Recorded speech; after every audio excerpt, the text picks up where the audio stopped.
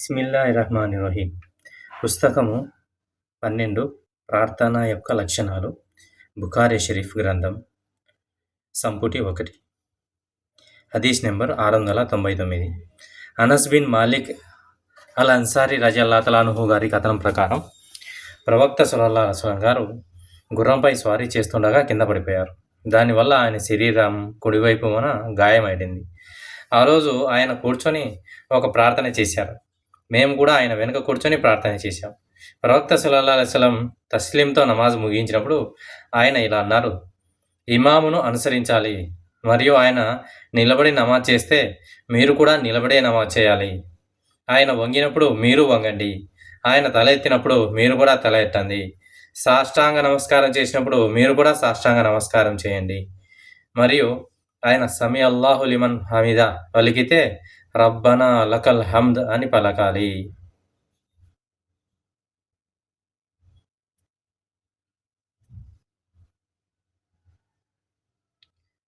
హదీస్ number 700. Anas bin Malik రజల్లాహు తఆలా అన్హు గారి కథనం ప్రకారం అల్లాహ్ ప్రవక్త సల్లల్లాహు అలైహి వసల్లం గారు గుర్రంపై నుండి గాయపడ్డారు. కాబట్టి ఆయన కూర్చొని నమాజ్ నాయకత్వం వహించారు, మరియు మేము కూర్చొని నమాజ్ చేశాం. ఆయన నమాజ్ పూర్తి చేసిన తర్వాత ఇలా అన్నారు: ఇమామును అనుసరించాలి. ఆయన తక్బీర్ చెబితే మీరు కూడా తక్బీర్ చెప్పండి. ఆయన వంగితే మీరు కూడా వంగండి. ఆయన తల ఎత్తినప్పుడు మీరు కూడా తల ఎత్తండి. ఆయన సమీ అల్లాహు లిమన్ హమీదా చెప్పినప్పుడు రబ్బనా వలక హమ్ద్ అని చెప్పండి. ఆయన సాష్టాంగ నమస్కారం చేసినప్పుడు మీరు కూడా సజ్దా చేయండి.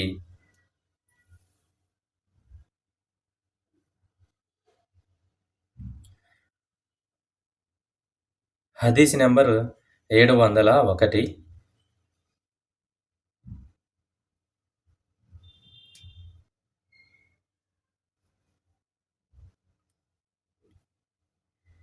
అబూ హురైరా రజియల్లాహు తఆలా గారి కథనం ప్రకారం ప్రవక్త సల్లల్లాహు అలైహి వసల్లం గారు ఇలా అన్నారు: ఇమామును అనుసరించాలి.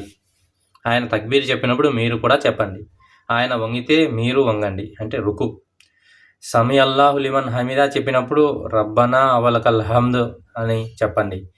సజ్దా చేస్తే మీరు కూడా సజ్దా చేయండి.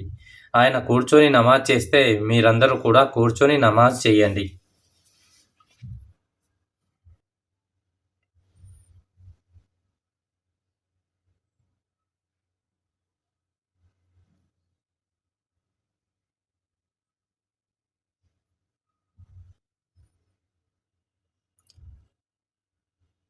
ఒకే హదీస్ మనము మాటి మాటికి వినడం కారణం ఏంటంటే చిన్న చిన్న వేరియేషన్స్ మనం గమనించాలి ఆ హదీస్‌లకి. ఇప్పుడైతే మనం ఒక సంఘటన చెప్పినప్పుడు ఆ సంఘటన 10 మంది చెప్తారు. ఒక్కోరిలో ఒక్కో సంఘటన అనేది మనకు గుర్తుంటుంది. హదీస్ నెంబర్ 702. సలీం బిన్ అబ్దుల్లాహ్ రజియల్లాహు అన్హు గారి కథనం ప్రకారం మా తండ్రి ఇలా అన్నారు: అల్లాహ్ ప్రవక్త సల్లల్లాహు అలైహి వసల్లం గారు నమాజులను ప్రారంభించేటప్పుడు మరియు రుకు చేసినప్పుడు తక్బీర్ చెప్పేటప్పుడు 2 చేతులను భుజాల వరకు పైకి ఎత్తేవారు, మరియు వంగిన తర్వాత తల ఎత్తేటప్పుడు కూడా అలాగే చేసి తర్వాత సమీ అల్లాహు లిమన్ హమీదా రబ్బనా వలకల్ హమ్ద్ అని చెప్పేవారు. మరియు సాష్టాంగ నమస్కారాలలో అలా చేతుల పైకెత్తడం చేసేవారు కాదు.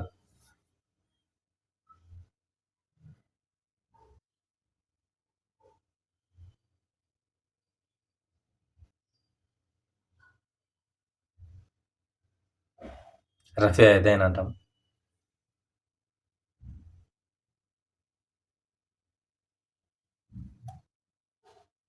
హదీస్ నెంబర్ 703.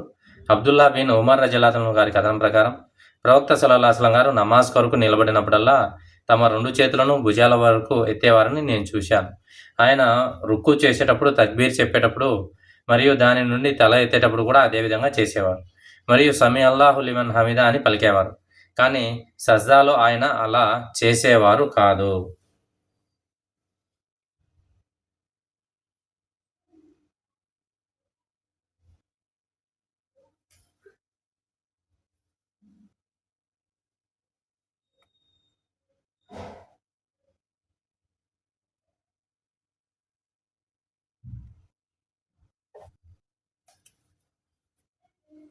హదీస్ నెంబర్ 704.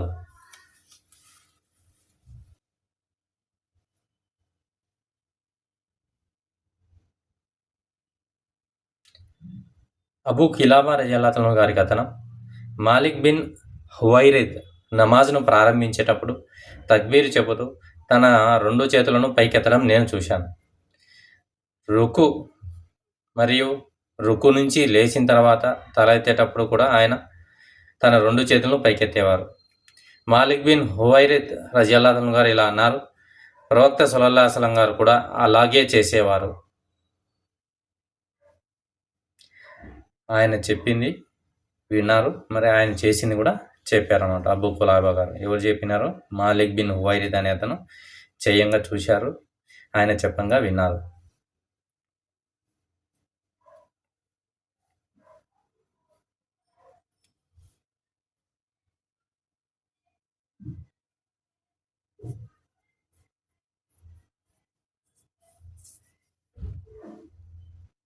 హదీస్ నెంబర్ 705. అబ్దుల్లా బిన్ ఉమర్ రజల్లాహు అన్హు గారి కథనం. ప్రవక్త సల్లల్లాహు అలైహి వసల్లం గారు నమాజును తక్బీరుతో ప్రారంభించడం నేను చూశాను. తక్బీరు చెప్పే సమయంలో ఆయన తన చేతులను భుజాల వరకు పైకెత్తేవారు. వంగడానికి తక్బీర్ చెప్పేటప్పుడు కూడా ఆయన అలాగే చేసేవారు. మరియు ఆయన సమీ అల్లాహు లిమన్ హమీదా చెప్పినప్పుడు కూడా అలాగే చేసి ఆ తర్వాత రబ్బానా లకల్ హమ్ద్ అని అన్నారు. కానీ ఆయన అలా చేయలేదు. సాష్టాంగ నమస్కారం చేసేటప్పుడు మరియు దాని నుండి తల ఎత్తేటప్పుడు కూడా అలాగే చేయాలి. సజ్దా చేసినప్పుడు మరియు దాని నుంచి తల ఎత్తినప్పుడు కూడా అలాగే చేయాలి.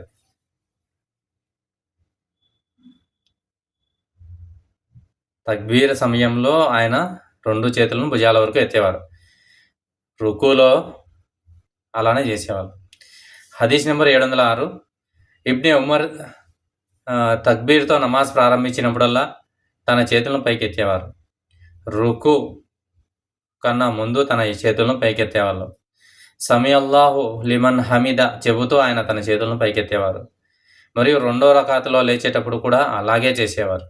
ఇబ్నే ఉమర్ రజల్లాహు అన్హు గారు ఇలా అన్నారు, ప్రవక్త గారు కూడా అలాగే చేసేవారు.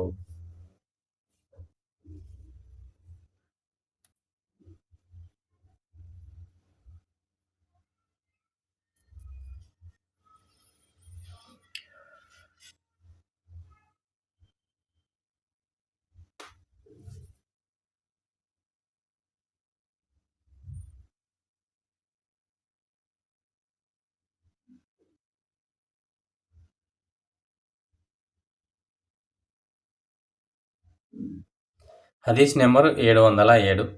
సహల్ బిన్ సాద్ రజల్లాహు గారి కథనం ప్రకారం నమాజ్లో కుడి చేతిని ఎడమ ముంజేతిపై ఉంచమని ప్రజలకు ఆజ్ఞాపించబడింది.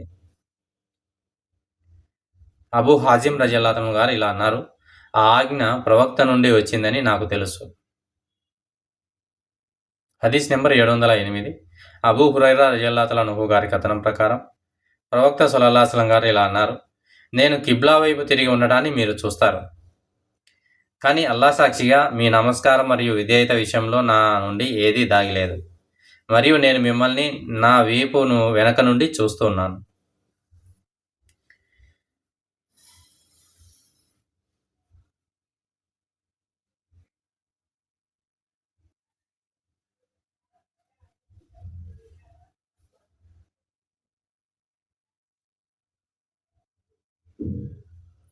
హదీస్ నెంబర్ 709.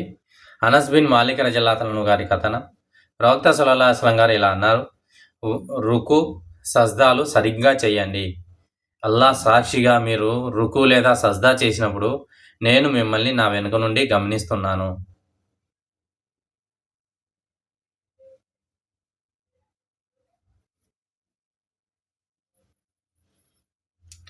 నా వెనుక అంటే నా వీపు నుంచి మిమ్మల్ని గమనిస్తున్నాను.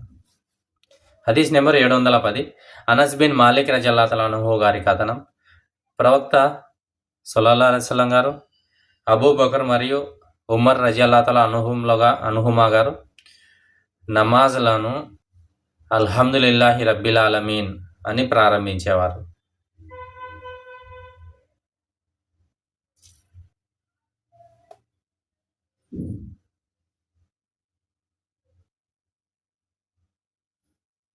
హదీస్ నెంబర్ 711. అబూ హురైరా రజియల్లాహు అన్హు గారి కథనం. అల్లాహ్ ప్రవక్త సల్లల్లాహు అలైహి వసల్లం గారు తక్బీర్ మరియు ఖురాన్ పఠనం మధ్య మౌనం పాటించేవారు మరియు ఆ మౌన విరామం చాలా తక్కువగా ఉండేది. నేను ప్రవక్త సల్లల్లాహు అలైహి వసల్లం గారితో ఇలా అన్నాను: మీకోసం నా తల్లిదండ్రులు కుర్బానీ అగుగాక. తక్బీర్ మరియు పఠనం మధ్య విరామంలో మీరు ఏమి చదువుతారు? ప్రవక్త గారు ఇలా అన్నారు: నేను అల్లాహుమ్మ బైని వబైన ఖతాయాయ కమా బాద బైన అల్ ముష్రిఖి వల్ మగ్రిబి. అల్లాహుమ్మ నఖీమ్ మిన్ని ఖతాయాయ కమా యునక్క తకబుల్ అబ్దు మినద్దస్. అల్లాహుమ్మ ఇగ్సిల్ ఖతాయాయ బిల్ మాయ్ వతల్జీ వల్ బరద్. తూర్పు పడమరలు సెట్ చేయబడినందున నా పాపాల నుండి నన్ను నేను వేరు ఒకరినొకరు విడిచిపెట్టి తెల్ల వస్త్రాన్ని మురికి వస్త్రంతో శుభ్రం చేసినట్లుగా నా పాపాలను శుభ్రపరచండి. ఓ అల్లాహ్, నీరు, మంచు మరియు వడగండ్లతో నా పాపాలను కడగాలి.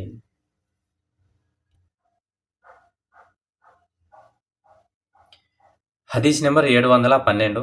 అస్మా బిన్త్ అబీ బకర్ రజియల్లాహు అన్హా గారు ఇలా వివరించారు: ఒకసారి ప్రవక్త సల్లల్లాహు అలైహి వసల్లం గారు సూర్యగ్రహణ ప్రార్థనలో చాలాసేపు నిలబడి ఆపై దీర్ఘంగా ప్రార్థన చేశారు. అతను నిటారుగా నిలబడి చాలాసేపు అలాగే ఉండి ఆపై దీర్ఘంగా నిటారుగా నిలబడి తర్వాత దీర్ఘంగా సజ్దా చేసి ఆపై తన తల ఎత్తి దీర్ఘంగా లంబీ నమాజ్ చాలాసేపు నిలబడి దీర్ఘంగా నమాజ్ చేయడంలో చాలాసేపు ఉండిపోయారు. ఆపై అతను దీర్ఘంగా నమాజ్ చేసి ఆపై నిలువుగా నిట్టబడి దీర్ఘంగా సజ్దా చేసి ఆపై దీర్ఘంగా సాష్టాంగ నమస్కారం చేశారు. ప్రార్థన పూర్తయ్యాక అతను ఇలా అన్నారు: స్వర్గం నాకు ఎంత సమీపమైందంటే నాకు ధైర్యంగా ఉంటే దాని గడ్డలలో ఒక దానిని మీకోసం నేను కోసి ఉండేవాడిని. మరియు నరకం నాకు ఎంత సమీపమైందంటే ఒకవేళ నా ప్రభు నేను ఆ ప్రజలతో ఉంటానా అని అన్నాను. అప్పుడు అకస్మాత్తుగా నేను ఒక స్త్రీని చూశాను. ఒక పిల్లి తన పంజాలతో ఆమెను గాయపరుస్తుంది. విచారించగా ఆ స్త్రీ ఆ పిల్లిని ఆకలితో చనిపోయినంత వరకు బంధించిందని, దానికి ఆహారం పెట్టలేదని, అలాగే అది తనంతటా తాను ఆహారం సంపాదించుకోవడానికి వీలుగా దాన్ని విడిపించలేదని తెలిసింది.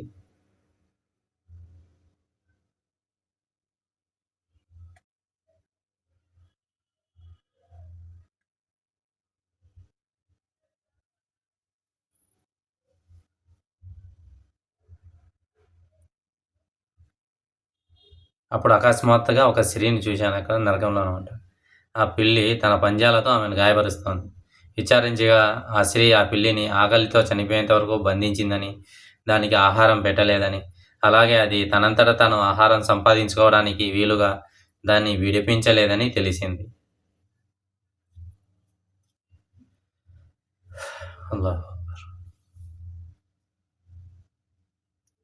హదీస్ నెంబర్ 713. అబూ మామర్ రజియల్లాహు అన్హు గారి కథనం. ప్రవక్త సల్లల్లాహు అలైహి వసల్లం గారు జుహర్ మరియు అసర్ నమాజులలో ఖురాన్ పఠించేవారా అని మేము కబ్బాబ్ రజియల్లాహు అన్హు గారిని అడిగాం.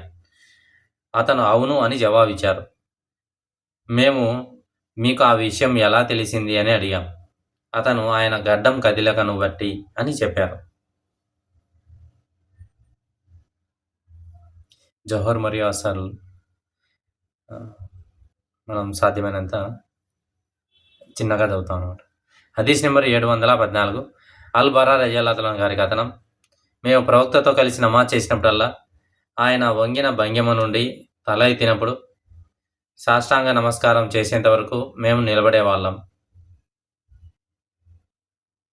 అంటే రుకు నుండి తల ఎత్తినప్పుడు మళ్ళీ సజ్దాలో చేసేంత వరకు మేము నిలబడేవాళ్ళం. హదీస్ నెంబర్ 715. అబ్దుల్లా బిన్ అబ్బాస్ రజల్లాహు గారి కథనం. ఒకసారి ప్రవక్త సల్లల్లాహు అలైహి వసల్లం గారు జీవించి ఉన్న కాలంలో సూర్యగ్రహణం సంభవించింది.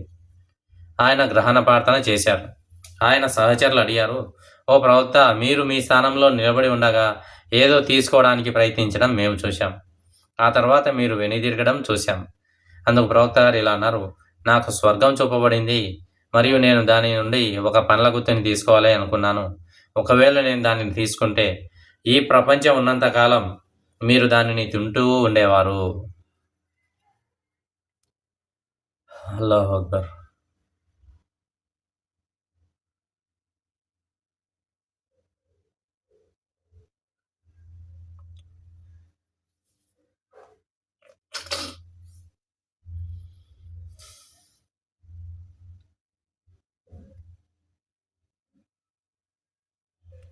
నమాజ్ సమయంలో స్వర్గం దగ్గరికి తీసుకురాబడింది. ఆయన నమాజులో వాటిని అందుకోవాలని ట్రై చేశారు. అది సహాబాలు చూశారు. హదీస్ నెంబర్ 716. అనస్ బిన్ మాలిక్ రజల్లాహు గారి కథనం ప్రకారం ప్రవక్త సల్లల్లాహు అలైహి వసల్లం గారు మాకు ప్రార్థనలో నాయకత్వం వహించారు. ఆ తర్వాత ఉపన్యాస వేదిక వద్దకు వెళ్ళి మసీదు యొక్క కిబ్లా వైపు 2 చేతులతో సైగ చేసి ఇలా అన్నారు, నేను మీకు ప్రార్థనలో నాయకత్వం వహించడం ప్రారంభించినప్పుడు మసీదు గోడపై స్వర్గం మరియు నరకం యొక్క ప్రదర్శనను చూశాను. నేను ఈరోజు చూసినంత మంచి చెడులను ఎప్పుడూ చూడలేదు. ఆయన చివరి వాక్యాన్ని 3 సార్లు పునరావృతం చేశారు. నేను ఈరోజు చూసినంత మంచి చెడులను ఎప్పుడూ చూడలేదు. ఇది చివరి వాక్యం అన్నమాట. దీన్ని 3 సార్లు అనేది చెప్పాను.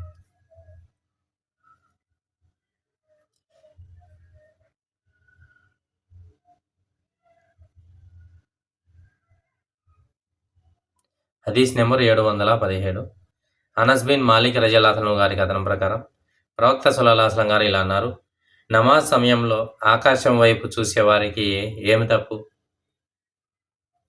ఈ ప్రసంగం చేస్తున్నప్పుడు ఆయన మాటలు గంభీరంగా మారి ఇలా అన్నారు, వారు నమాజ్ సమయంలో ఆకాశం వైపు చూడడం మానుకోవాలి, లేకపోతే వారి కంటి చూపు తీసివేయబడుతుంది. నమాజ్ సమయంలో ఆకాశం వైపు చూస్తున్నారు, వాళ్ళకి ఏమైంది అనేసి చెప్పారు. హదీస్ నెంబర్ 718. ఆయిషా రజల్లాహు అన్హా గారు కథనం. నమాజ్లో ఇటు అటు చూడడం గురించి నేను ప్రవక్త గారిని అడిగాను. ఆయన ఇలా జవాబిచ్చారు, అది ఒక రకమైన దొంగతనం. దాని ద్వారా శైతాన్ ఒక వ్యక్తి నమాజ్ నుండి కొంత భాగాన్ని తీసివేస్తారు. హదీస్ నెంబర్ 719. ఆయిషా రజల్లాహు అన్హా గారి కథనం. ఒకసారి ప్రవక్త సల్లల్లాహు అలైహి వసల్లం గారు గుర్తులు ఉన్న ఒక కమీసాపై నమాజ్ చేసి ఇలా అన్నారు, దానిపై ఉన్న గుర్తులు నా దృష్టిని మలర్చాయి. ఈ కమీసాను అబూ జహ్మ్ రజల్లాహు వారి వద్దకు తీసుకెళ్లి అతని నుండి ఇక ఇంబి జానియాను తీసుకురా. ఈ కమీసాను అబూ జహ్మ్ వద్దకు తీసుకెళ్లి అతని నుండి ఒక ఇంపిజానియాను తీసుకురా.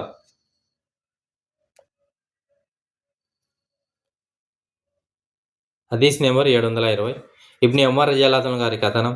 ప్రవక్త సల్లల్లాహు అలైహి వసల్లం గారు నమాజ్కు నాయకత్వం వహిస్తున్నప్పుడు మసీదు యొక్క కిబ్లా దిశలో ఉమ్మిని చూసి దానిని గీకివేశారు.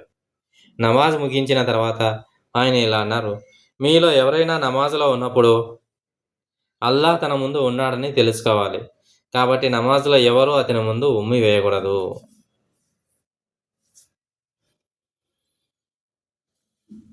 హదీస్ నెంబర్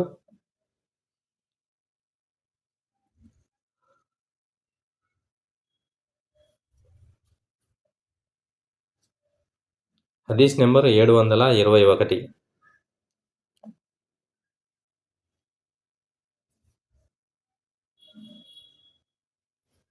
అనస్ రజియల్లాహు అన్హు గారి కథనం ప్రకారం ముస్లింలు ఫజ్ర్ నమాజ్ చేస్తుండగా ప్రవక్త సల్లల్లాహు అలైహి వసల్లం గారు ఆయిషా రజియల్లాహు అన్హా నివాస స్థలం యొక్క తెరను తొలగించి అకస్మాత్తుగా వారి ముందు ప్రత్యక్షమయ్యారు.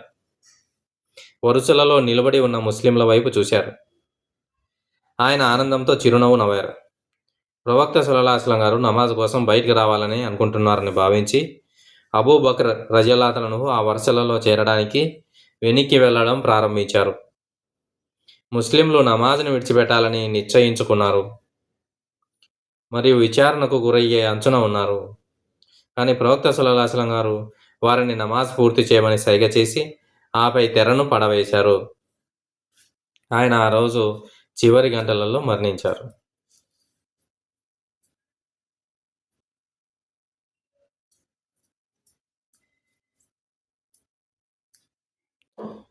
హదీస్ నెంబరు 722.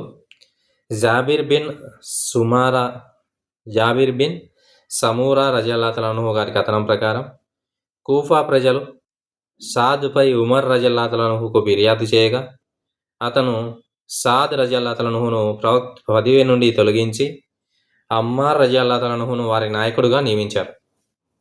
వారు సాద్ రజల్లాహు అన్హుపై అనేక ఫిర్యాదులు చేశారు. అంతేకాక ఆయన సరిగ్గా నమాజ్ చేయరని కూడా ఆరోపించారు. ఉమర్ రజల్లాహు అన్హు ఆయనను పిలిపించి, ఓ అబూ ఇషాక్, మీరు సరిగ్గా నమాజ్ చేయరని ఈ ప్రజలు ఆరోపిస్తున్నారు అని అన్నారు. అబూ ఇషాక్ రజల్లాహు అన్హు గారు ఇలా బదిలిచ్చారు, అల్లా సాక్షిగా చెబుతున్నాను, నేను వారితో కలిసి అల్లా ప్రవక్త చేసిన నమాజ్ మాదిరిగా నమాజ్ చేసేవాడిని. అందులో నేను ఏమాత్రం తగ్గించేవాడిని కాదు.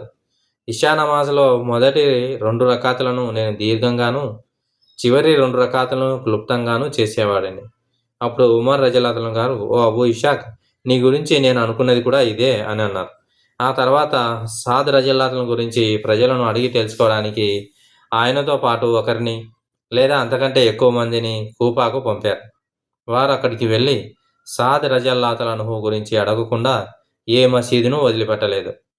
వారు బనీ అబ్ష్ తెగకు చెందిన మసీదుకు చేరనంత వరకు ప్రజలందరూ సాదును ప్రశంసించారు. అప్పుడు అబూ సాదా అనే మారుపేరు కలిగిన ఉసామా బిన్ ఉఖాదా అనే వ్యక్తి లేచి నిలబడి ఇలా అన్నారు, మీరు మమ్మల్ని ప్రయాణం చేయమని కోరారు, కాబట్టి నేను మీకు నిజం చెప్పక తప్పదు. సాద్ రజల్లాహు అన్హు ఎప్పుడూ స్వయంగా సైన్యంతో కలిసి వెళ్ళలేదు. యుద్ధంలో లభించిన సంపదను సమానంగా పంపిణీ చేయలేదు. అలాగే న్యాయ తీర్పులలో న్యాయం పాటించలేదు.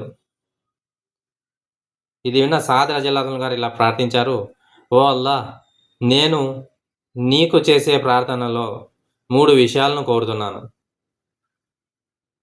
ఓ అల్లా, నీ ఈ దాసుడు గనక అబద్ధాలు కోరు అయి ఉంటే, కేవలం కీర్తి కోసమే, ప్రదర్శన కోసమే ఇలా మాట్లాడి ఉంటే ఇతనికి దీర్ఘాయువు ప్రసాదించు, ఇతన్ని పేదరికాన్ని పెంచు మరియు ఇతనిని కఠిన పరీక్షలకు గురి చెయ్యు.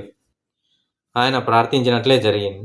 ఆ తర్వాత కాలంలో ఆ వ్యక్తి ఆయన పరిస్థితిని గురించి అడిగినప్పుడు షాద్ రజల్లాహు అన్హు శాపం ఫలితంగా తాను కఠిన పరీక్షలకు గురవుతున్న ఒక వృద్ధుని చూసి ఆయన బదులిచ్చేవాడు. హదీస్ ఉపకర్త అయిన అబ్దుల్ మాలిక్ రహ్మతుల్లాహి గారు ఇలా చెప్పారు, నేను ఆ తర్వాత ఆ వ్యక్తిని చూశాను. వృద్ధాప్య కారణంగా. హదీస్ నెంబర్ 723. ఉబాదా బిన్ అస్సామిత్ రజల్లాహు అన్హు గారు ఉల్లేఖించారు, ప్రవక్త గారు ఇలా అన్నారు, ఎవరైతే తమ ప్రార్థనల్లో ఫాతిహాను పఠించరో వారి ప్రార్థన చెల్లదు. హదీస్ నెంబర్ 724. అబూ హురైరా రజల్లాహు అన్హు గారు ఉల్లేఖించారు, ప్రవక్త సల్లల్లాహు అలైహి వసల్లం గారు మసీదులోనికి ప్రవేశించారు. ఒక వ్యక్తి ఆయనను అనుసరించి వచ్చారు. ఆ వ్యక్తి ప్రార్థన చేసి ప్రవక్త సల్లల్లాహు అలైహి వసల్లం గారి వద్దకు వెళ్ళి ఆయనకు సలాం పలికారు.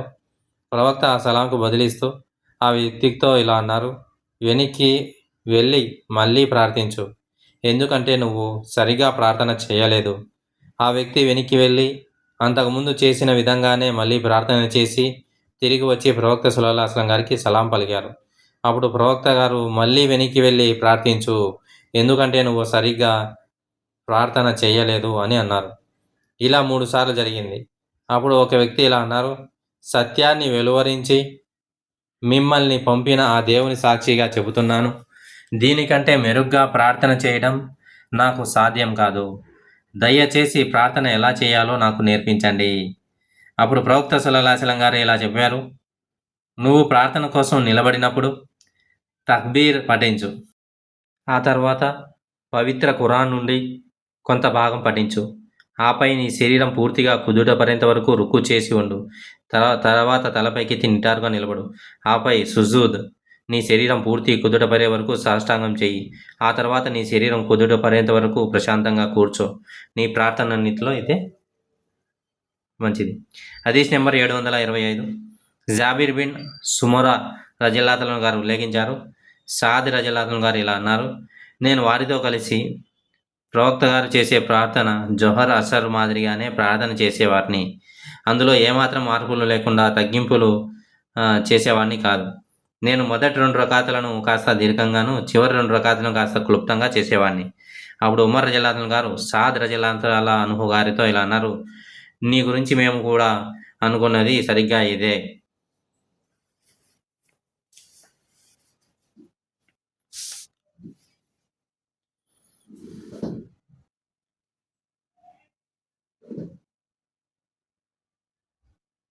హదీస్ నెంబర్ 726.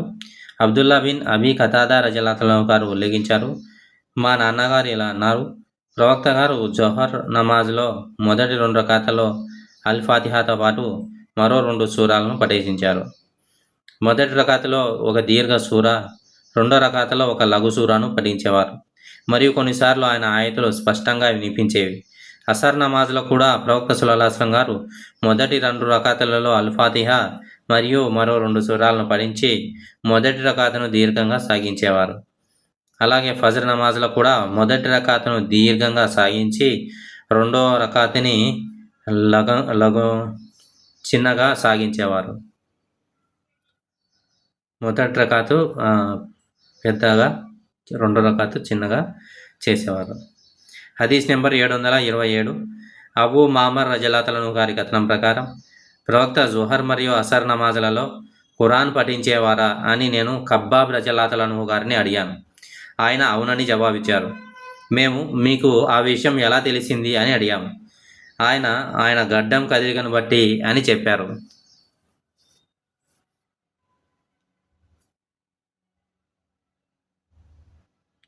జొహర్ అసర్ నమాజులలో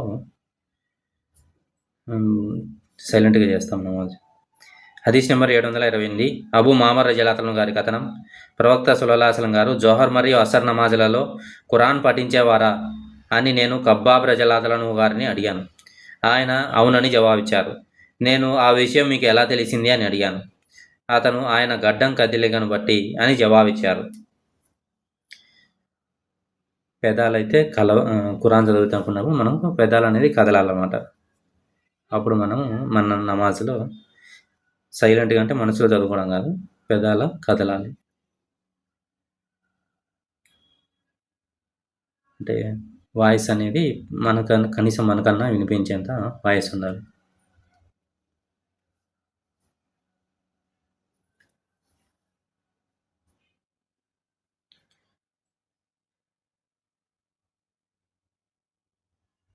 హదీస్ నెంబర్ 730. ఇబ్ని అబ్బాస్ రజల్లాహు అన్హు గారి కథనం, మా అమ్మ నేను వల్ ముర్సలాతి ఉర్ఫా పఠిస్తుండగా ఉమ్ముల్ ఫజ్ల్ విని, ఓ నా కుమారుడా, అల్లా సాక్షిగా నీ పట్నం వల్ల నేను అల్లాహ్ ప్రవక్త నుండి విన్న చివరి సూర ఇదేనని నాకు గుర్తు వచ్చింది. ఆయన దానిని మగ్రిబ్ నమాజ్లో పఠించారు.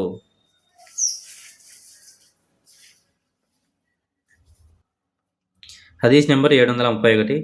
మర్వాన్ బిన్ అల్ హకం రజల్లాహు గారి కథనం ప్రకారం జైద్ బిన్ సాబిత్ రజల్లాహు గారు నాతో ఇలా అన్నారు, ప్రవక్త గారు 2 దీర్ఘ సూరాలలో పొడవైన దానిని పఠించడం వల్ల నేను వినగా, నువ్వు మగ్రిబ్ నమాజ్లో ఇంత చిన్న సూరాలను ఎందుకు పఠిస్తున్నావు?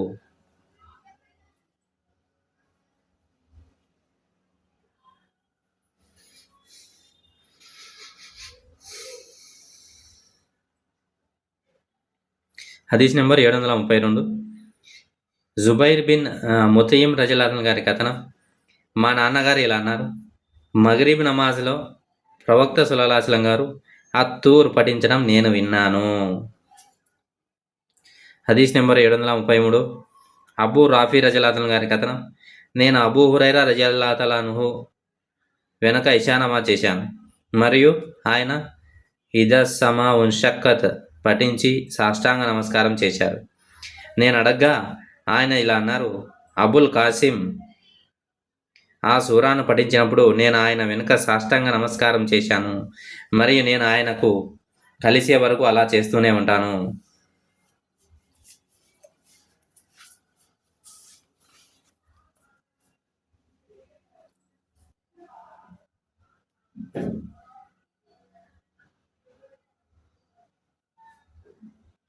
హదీస్ నెంబర్ 734. అల్ బరా రజలాతలను గారి కథనం. ప్రవక్త సల్లల్లాహు అలైహి వసల్లం గారు ఒక ప్రయాణంలో ఉన్నప్పుడు ఇషా నమాజ్లోని మొదటి 2 రకాతులలో ఒకదానిలో వత్తీని వజైతూన్ పఠించారు.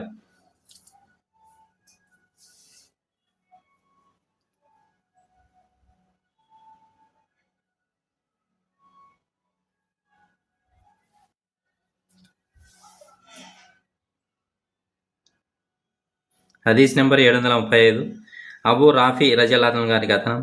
ఒకసారి నేను అబూ హురైరా రజలాతలనుహుతో కలిసి ఇషా నమాజ్ చేస్తున్నప్పుడు ఆయన ఇజస్సమా ఉన్షక్కత్ పఠించి సజ్దా చేశారు. నేను అదేమిటి అని అడిగాను. దానికి ఆయన, అబుల్ కాసిం ఆ సూరాను పఠిస్తున్నప్పుడు నేను ఆయన వెనుక సాష్టాంగ నమస్కారం చేశాను.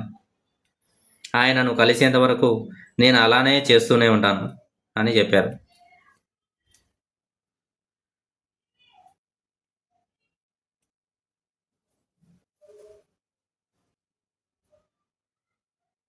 అది సజ్దాకు సంబంధించిన ఆయతలు.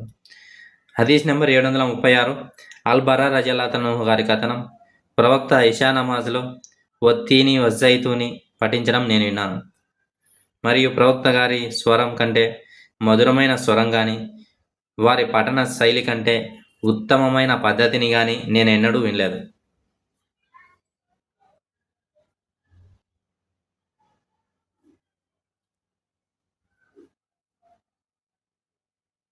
హదీస్ నెంబర్ 735. అబూ రాఫీ రజలాతన్ గారి కథనం. ఒకసారి నేను అబూ హురైరా రజలాతలనుతో కలిసి ఇషా నమాజ్ చేస్తున్నప్పుడు ఆయన ఇదస్సమా ఉన్షక్కత్ పఠించి సాష్టాంగ నమస్కారం చేశారు. నేను అదేమిటి అని అడిగాను. దానికి ఆయన, అబుల్ కాసిం ఆ సూరాను పఠిస్తున్నప్పుడు నేను ఆయన వెనుక సాష్టాంగ నమస్కారం చేశాను. ఆయనను కలిసేంత వరకు నేను అలా చేస్తూనే ఉంటాను.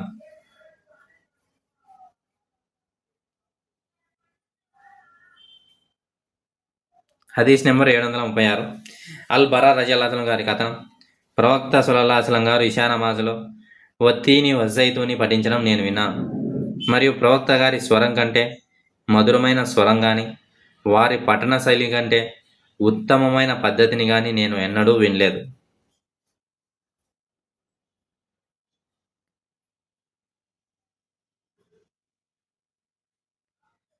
హదీస్ నెంబర్ 737. జాబిర్ బిన్ సమూరా రజలాతను గారి కథనం. ఉమర్ సాద్ రజలాతను గారితో ఇలా అన్నారు, ప్రజలు ప్రతి విషయంలో నమాజ్లో కూడా నీపై ఫిర్యాదు చేశారు. దానికి సాద్ రజలాతన్ గారు ఇలా జవాబిచ్చారు. అది ముందు హదీస్లో వచ్చింది. హదీస్ నెంబర్ 738. సయ్యార్ బిన్ సలమా రజలాతన్ గారి కథనం. నమాజ్ కోసం నిర్దేశించిన సమయాల గురించి అడగడానికి నేను, మా నాన్నగారు అబూ బర్జా అల్ అస్లామీ వద్దకు వెళ్ళాం. ఆయన ఇలా జవాబిచ్చారు, మధ్యాహ్నం సూర్యుడు నడినెత్తి మీద నుండి కిందికి దిగుతున్నప్పుడు ప్రవక్త గారు జొహర్ నమాజ్ చేసేవారు. నమాజ్ చేసిన తర్వాత మదీనాలో ఎంత దూరపు ప్రదేశానికైనా వెళ్ళినా అక్కడ సూర్యుడు ఇంకా వేడిగా ఉండే సమయంలో అసర్ నమాజ్ చేసేవారు. ఇషా నమాజును రాత్రి మొదటి 3వ భాగం వరకు ఆలస్యం చేయడంలో ప్రవక్త గారు ఎప్పుడు ఎలాంటి హానిని చూడలేదు, మరియు దాని ముందు నిద్రపోవడం, దాని తర్వాత మాట్లాడడం ఆయనకి ఎప్పుడు ఇష్టం ఉండేది కాదు. ఆయన ఉదయపు నమాజ్ను పూర్తి చేసిన తర్వాత తన పక్కన కూర్చున్న వ్యక్తిని గుర్తుపట్టగలిగే సమయంలో చేసేవారు, మరియు 1 లేదా 2 రకాతులలో 60 నుండి 100 వచనాలు పఠించేవారు.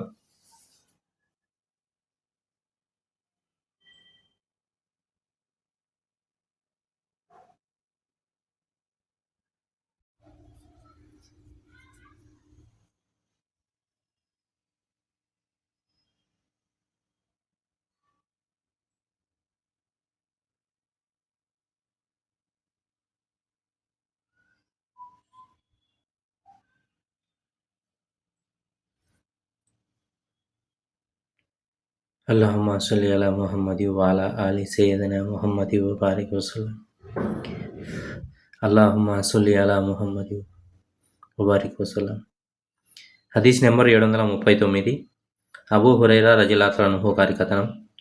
ప్రతి నమాజులో ఖురాన్ పఠించబడుతుంది. మరియు ఏ నమాజులలో అయితే ప్రవక్త గారు మన కోసం బిగ్గరగా పఠించారో అవే నమాజులను మనం మీ కోసం బిగ్గరగా పఠిస్తాం. మరియు ఏ నమాజులో అయితే ప్రవక్త గారు నిశ్శబ్దంగా పఠించారో అవే నమాజులను మనం నిశ్శబ్దంగా పఠిస్తాం. మీరు కేవలం అల్ ఫాతిహా పఠిస్తే చాలు, కానీ దానికి అదనంగా మీరు ఇంకేదైనా పఠిస్తే అది మరింత ఉత్తమం.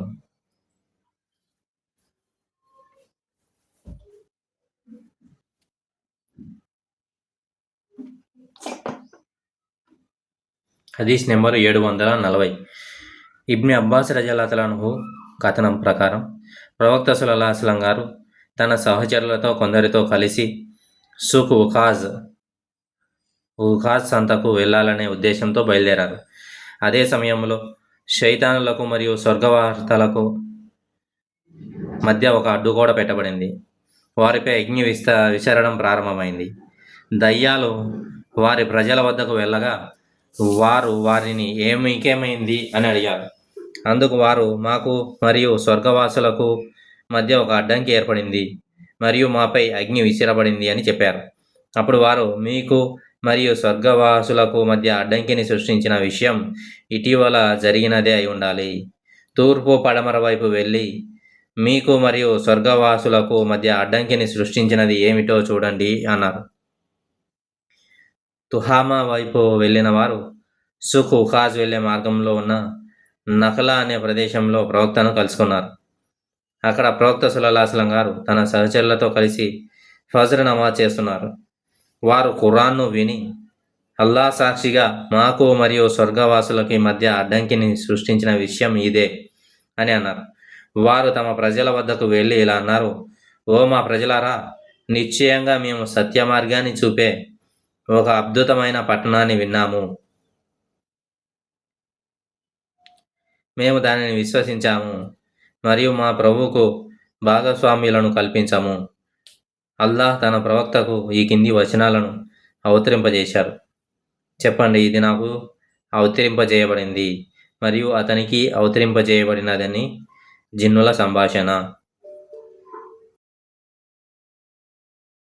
హదీస్ నెంబర్ 741. ఇబ్ని అబ్బాస్ రజియల్లాహు అన్హు గారి కథనం. ప్రవక్త సల్లల్లాహు అలైహి వసల్లం గారు తనకు ఆజ్ఞాపించబడిన నమాజులలో బిగ్గరగాను, ఆజ్ఞాపించబడని నమాజులలో నిశ్శబ్దంగాను పఠించేవారు. మరియు మీ ప్రభువు మరవలేని వాడు కాదు. నిశ్చయంగా ప్రవక్త గారి మార్గాలలో మీకు ఒక మంచి ఆదర్శం ఉండేది. హదీస్ నెంబర్ 742. అబూ వాయిల్ రజియల్లాహు అన్హు గారి కథనం. ఒక వ్యక్తి ఇబ్నే మసూద్ రజియల్లాహు అన్హు గారి వద్దకు వచ్చి, నేను రాత్రిపూట ముఫస్సల్ ఒకే రకాతులో పఠించాను అని చెప్పారు. ఇబ్నే మసూద్ రజియల్లాహు అన్హు గారు ఇలా అన్నారు: ఈ పట్టణం కైతో పట్టణం వలె చాలా వేగంగా ఉంది. ప్రవక్త గారు జంటలుగా పఠించే అవే సూరాలు నాకు తెలుసు. ఇబ్నే మసూద్ రజియల్లాహు అన్హు ఆ తర్వాత 20 ముఫస్సల్ సూరాలను ప్రస్తావించారు. వాటిలో ప్రతి రకాత్లో ప్రవక్త సల్లల్లాహు అలైహి వసల్లం గారు పఠించే అల్ హామీమ్ అనే వచనాలతో ప్రారంభమయ్యే 2 సూరాలు కూడా ఉన్నాయి.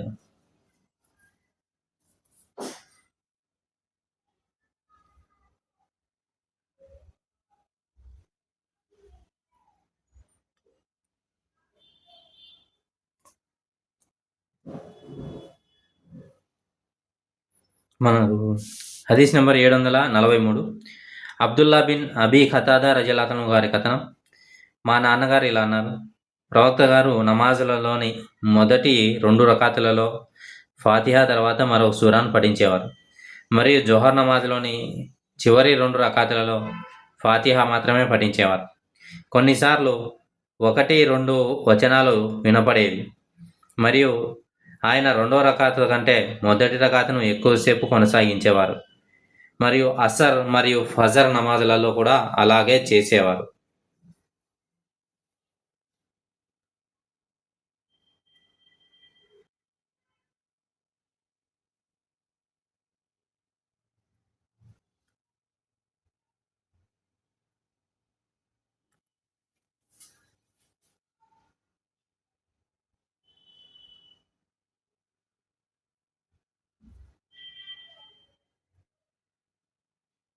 హదీస్ నెంబర్ 744. అబూ మామర్ రజాలతను గారి కథనం. మేము కబ్బాబ్ రజాలతలనుహుతో ప్రవక్త సల్లల్లాహు అలైహి వసల్లం జొహర్ మరియు అసర్ నమాజులలో పఠించేవారా అని అడిగాం. ఆయన అవునని జవాబిచ్చారు. మేము ఆ విషయం మీకు ఎలా తెలిసింది అని అడిగాం. ఆయన ఆయన గడ్డం కదలికలను బట్టి అని చెప్పారు.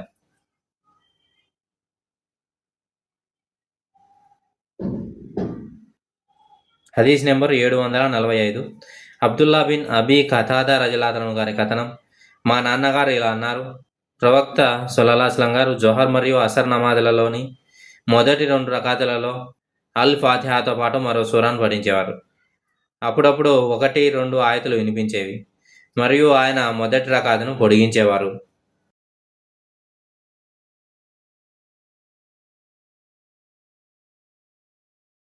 హదీస్ నెంబర్ 746.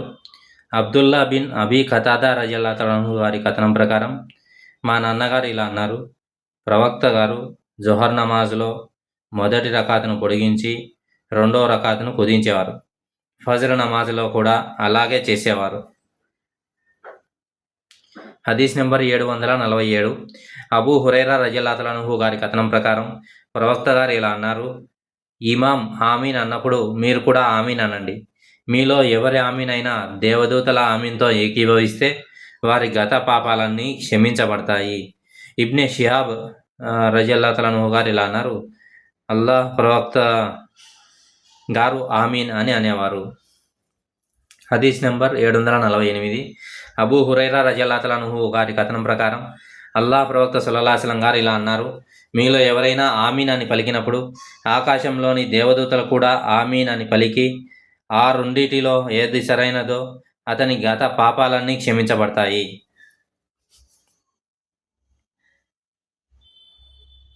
హదీస్ నెంబర్ 749. అబూ హురైరా రజల్లాహు గారి కథనం ప్రకారం ప్రవక్త సల్లల్లాహు అలైహి వసల్లం గారు ఇలా అన్నారు. ఇమాం గైరిల్ మగ్దూబి అలైహిం వలద్దాలీన్ అని పలికినప్పుడు ఆమీన్ అని పలకండి. అది నీ ఆగ్రహానికి గురయ్యేవారి మార్గంలో కానీ మార్గభ్రష్ట పట్టేవారి మార్గంలో కానీ లేదు. ఎవరి ఆమీన్ పలుకదో అది దైవదూతల పలుకులతో, ఎవరి ఆమీన్ పలుకులు దైవదూతల పలుకులతో ఏకీభవిస్తుంది వారి గత పాపాలన్నీ క్షమించబడతాయి. హదీస్ నెంబరు 750. అబూ బకర్ రజల్లాహు గారి కథనం. ప్రవక్త సల్లల్లాహు అలైహి వసల్లం గారు మసీదులో నమాజ్లో రుకులో చేస్తుండగా నేను ఆయన వద్దకు చేరుకున్నాను. ఆ వరుసలలో చేరడానికి ముందు నేను కూడా రుకు చేశాను. ఈ విషయాన్ని ప్రవక్త గారి దృష్టికి తీసుకురాగా ఆయన నాతో ఇలా అన్నారు. మంచి పట్ల నీ ప్రేమను అల్లాహ్ వృద్ధి చేయుగాక. హదీస్ నెంబర్ 751. ఇమ్రాన్ బిన్ హుసేన్ రజల్లాహు గారి కథనం. నేను బస్రాలో అలీ రజల్లాహు అన్హుతో కలిసి నమాజ్ చేశాను.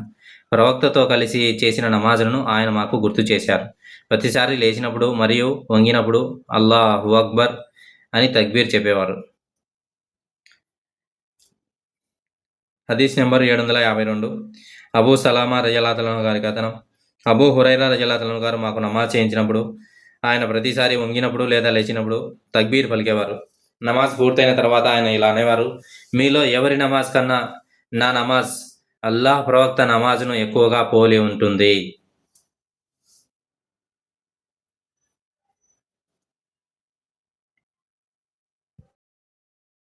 హదీస్ నెంబర్ 753. ముతర్రిఫ్ బిన్ అబ్దుల్లా రజల్లాహు గారి కథనం. నేను మరియు Imran bin Hussain Ali bin అబీ Talib వెనుక నమాజ్ చేశాము. అలీ రజల్లాహు అన్హు సజ్దా చేసినప్పుడు తక్బీర్ పలికారు. ఆయన తల ఎత్తినప్పుడు తక్బీర్ పలికారు మరియు 3వ రకాత్ కోసం లేచినప్పుడు కూడా తక్బీర్ పలికారు. నమాజ్ పూర్తయిన తర్వాత ఇమ్రాన్ రజల్లాహు అన్హు నా చేయి పట్టుకొని ఈయన అనగా అలీ రజల్లాహు అన్హు నాకు మొహమ్మద్ సల్లల్లాహు అలైహి వసల్లం గారి నమాజ్ను గుర్తు చేశారు అన్నారు. లేదా ఆయన మొహమ్మద్ సల్లల్లాహు అలైహి వసల్లం గారి నమాజ్ ఎలాంటిదో నమాజ్లో మాకు నాయకత్వం అలా వహించారు అని అన్నారు. ప్రవక్త గారి నమాజ్ లాంటి నమాజ్లో మాకు నాయకత్వం వహించారు, ఇమామత్ చేశారు అని అన్నారు.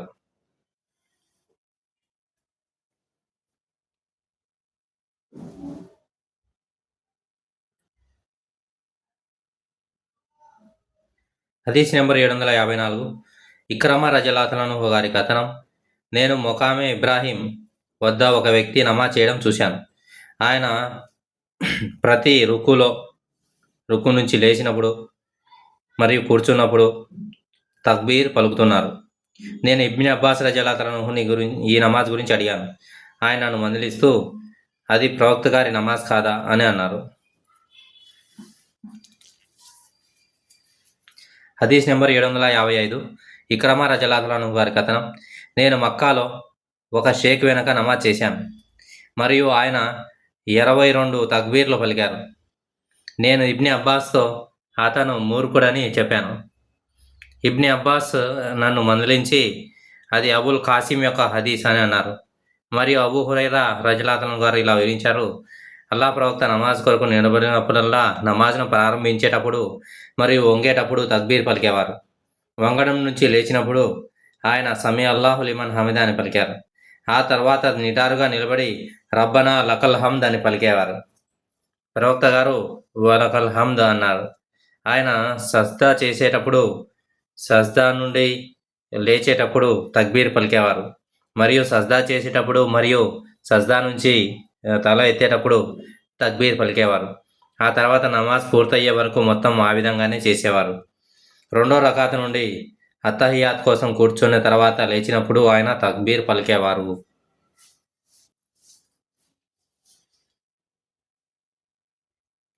తక్బీర్ యాని అల్లాహు అక్బర్. తస్లీం అంటే అస్సలాము అలైకుం వలైకుం వరహ్మతుల్లాహ్.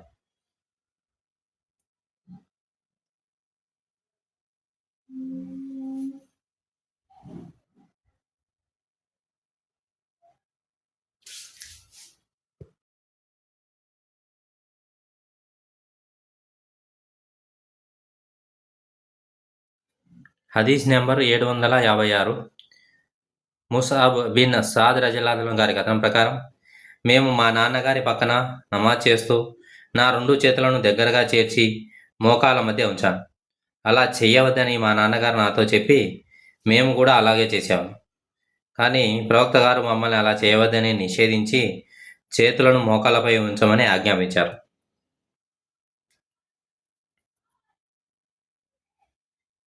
హదీస్ నెంబర్ 757.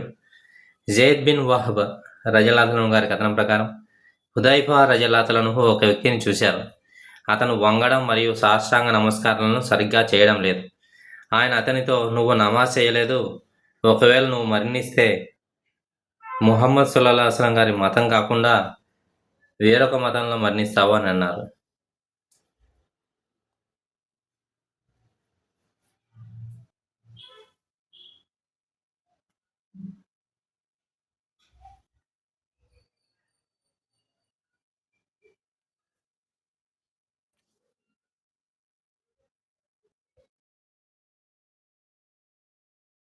హదీస్ నెంబర్ 758. అల్బరా రజల్లాహు గారి కథనం. ప్రవక్త గారు రుకు సజ్దా మరియు 2 సజ్దాల మధ్య కూర్చోవడం మరియు రుకు తర్వాత నిలబడడం మరియు ఖాయిదాలో కూర్చోవడం ఇవన్నీ సుమారుగా సమానంగా ఉండేవి. సమయంలో సుమారుగా సమానంగా ఉండేవి. సజ్దాలు, రుకులు, తర్వాత జల్సాలు, తర్వాత కియామ్ అంటే రుకు నుంచి లేచి నిలబడి ఉంటారు కదా, ఆ సమయంలో కూడా సరైన సమయంలో సుమారుగా సమానంగా ఉంటాయి, అన్ని సమానంగా. హదీస్ నెంబర్ 759.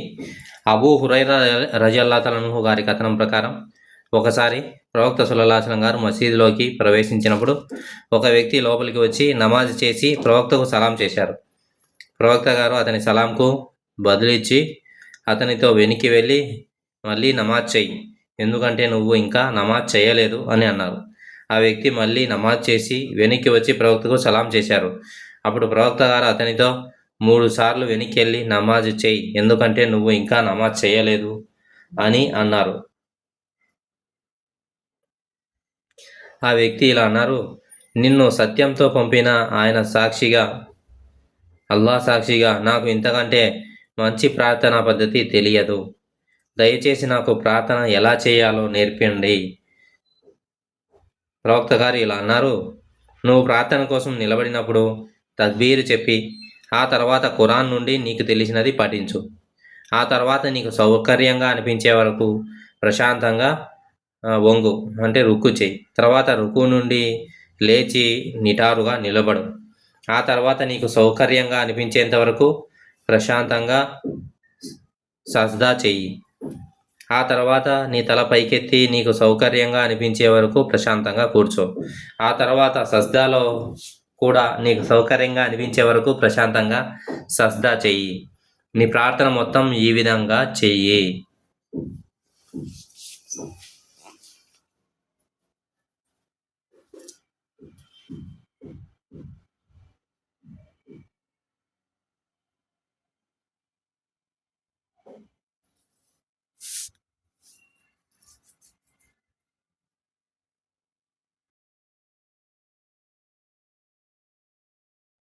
హదీస్ నెంబర్ 760.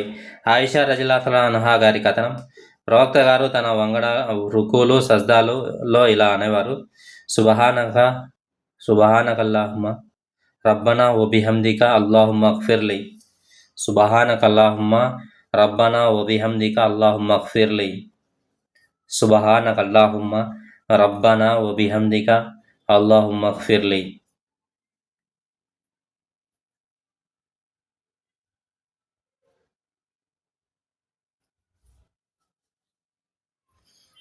హదీస్ నెంబర్ 761.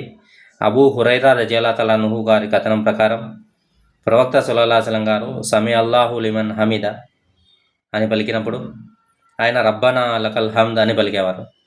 వంగి తల పైకెత్తినప్పుడు ప్రవక్త గారు తక్బీర్ పలికేవారు. 2 సజ్దాల తర్వాత లేచినప్పుడు కూడా ఆయన తక్బీర్ పలికేవారు. హదీస్ నెంబరు 656లో మనము దీని రెఫరెన్స్ కూడా అబ్జర్వ్ చేయగలం.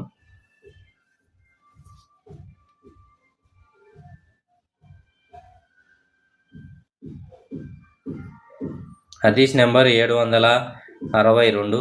అబూ హురైరా రజియల్లాహు అన్హు గారి కథనం ప్రకారం ప్రవక్త సల్లల్లాహు అలైహి వసల్లం గారు ఇలా అన్నారు, ఇమాం సమీ అల్లాహు లిమన్ హమీదా అని పలికినప్పుడు మీరు అల్లాహుమ్మ రబ్బనా లకల్ హమ్ద్ అని పలకాలి. మరియు మీలో ఎవరి పనైనా దేవదూతల పలకలతో ఏకీభవిస్తే అతని గత పాపాలన్నీ క్షమించబడతాయి.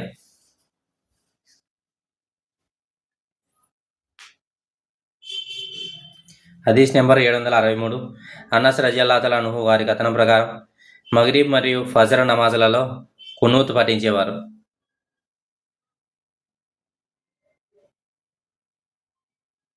హదీస్ నెంబర్ 764.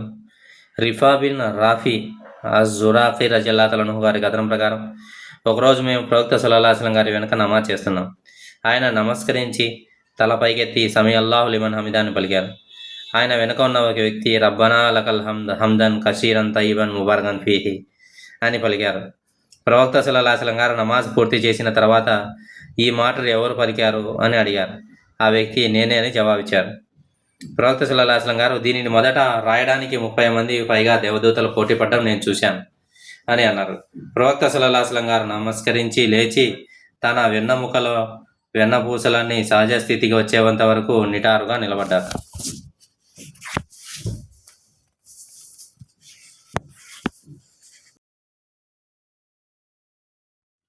హదీస్ నెంబర్ 765. సాబిత్ రజియల్లాహు అన్హు గారి కథనం ప్రకారం అనస్ రజియల్లాహు అన్హు గారు మాకు ప్రవక్త సల్లల్లాహు అలైహి వసల్లం గారి నమాజ్ను చేసి చూపించారు. అలా చేసి చూపించినప్పుడు ఆయన రుకు నుండి తలను పైకెత్తి చాలాసేపు నిలబడ్డారు. దాంతో మేము ఆయన సజ్దా మర్చిపోయారేమో అని అనుకునేవాళ్ళం.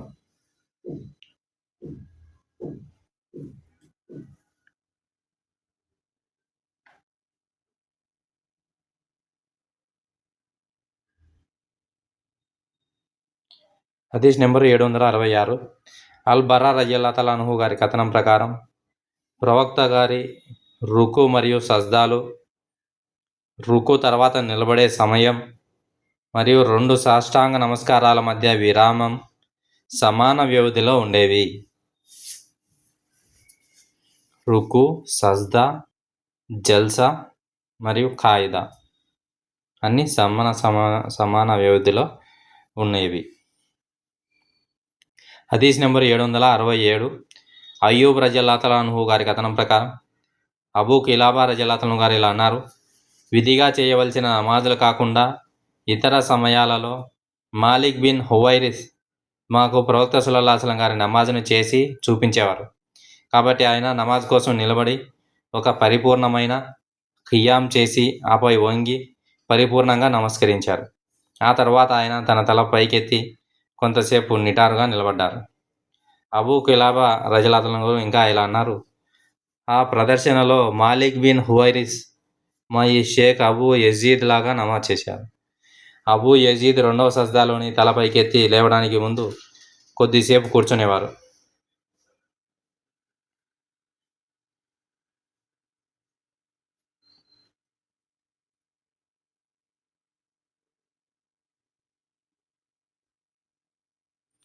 హదీస్ నెంబర్ 768. అబూ బకర్ బిన్ అబ్దుర్ రెహమాన్ ఇబ్నె హారిస్ బిన్ హైషామ్ మరియు అబూ సలామా బిన్ అబ్దుర్ రెహమాన్ రజియల్లాహు తఆలా అన్హుమ్ గారి కథనం ప్రకారం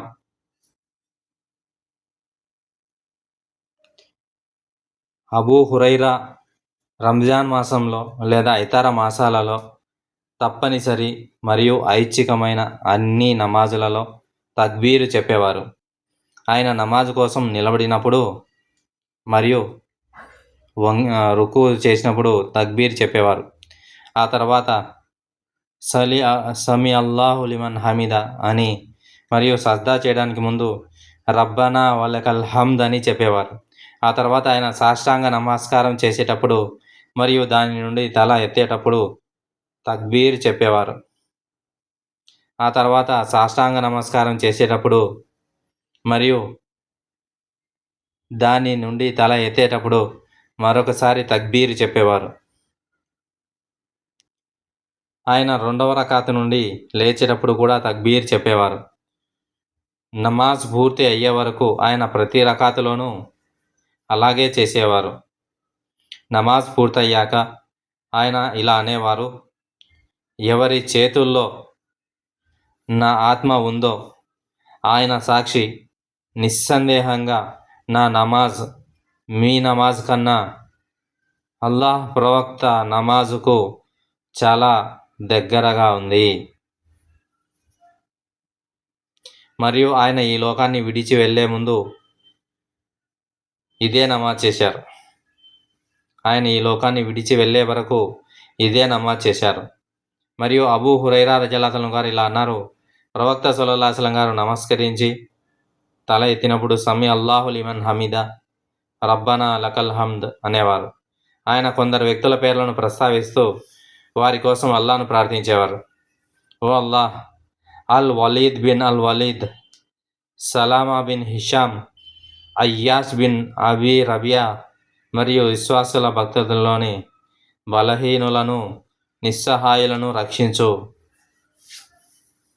ఓ అల్లాహ్, ముదర్ తెగపై కఠినంగా వ్యవహరించు మరియు జోసెఫ్ కాలం నాటి కరువు సంవత్సరాల వంటి కరువు సంవత్సరాలతో వారిని బాధ పెట్టు. ఆ రోజుల్లో ముదర్ తెగ యొక్క తూర్పు భాగం ప్రవక్తకు వ్యతిరేకంగా ఉండేది.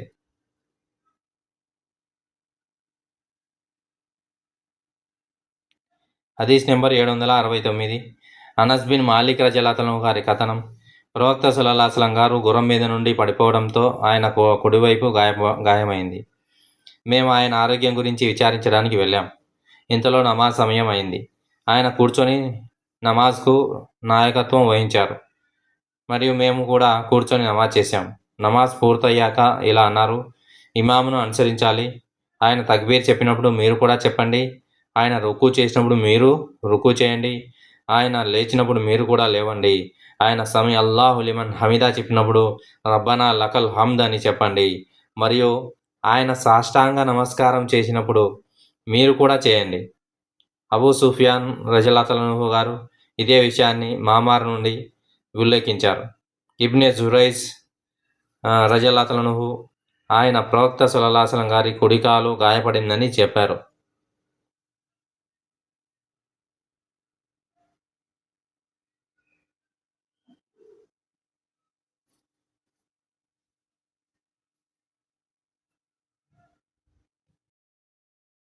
హదీస్ నెంబర్ 770. అబూ హురైరా రజియల్లాహు అన్హు గారు ఉల్లేఖించారు, ప్రజలు ఇలా అడిగారు, ఓ ప్రవక్త, తీర్పు దినాన మేము మా ప్రభువును చూడగలమా?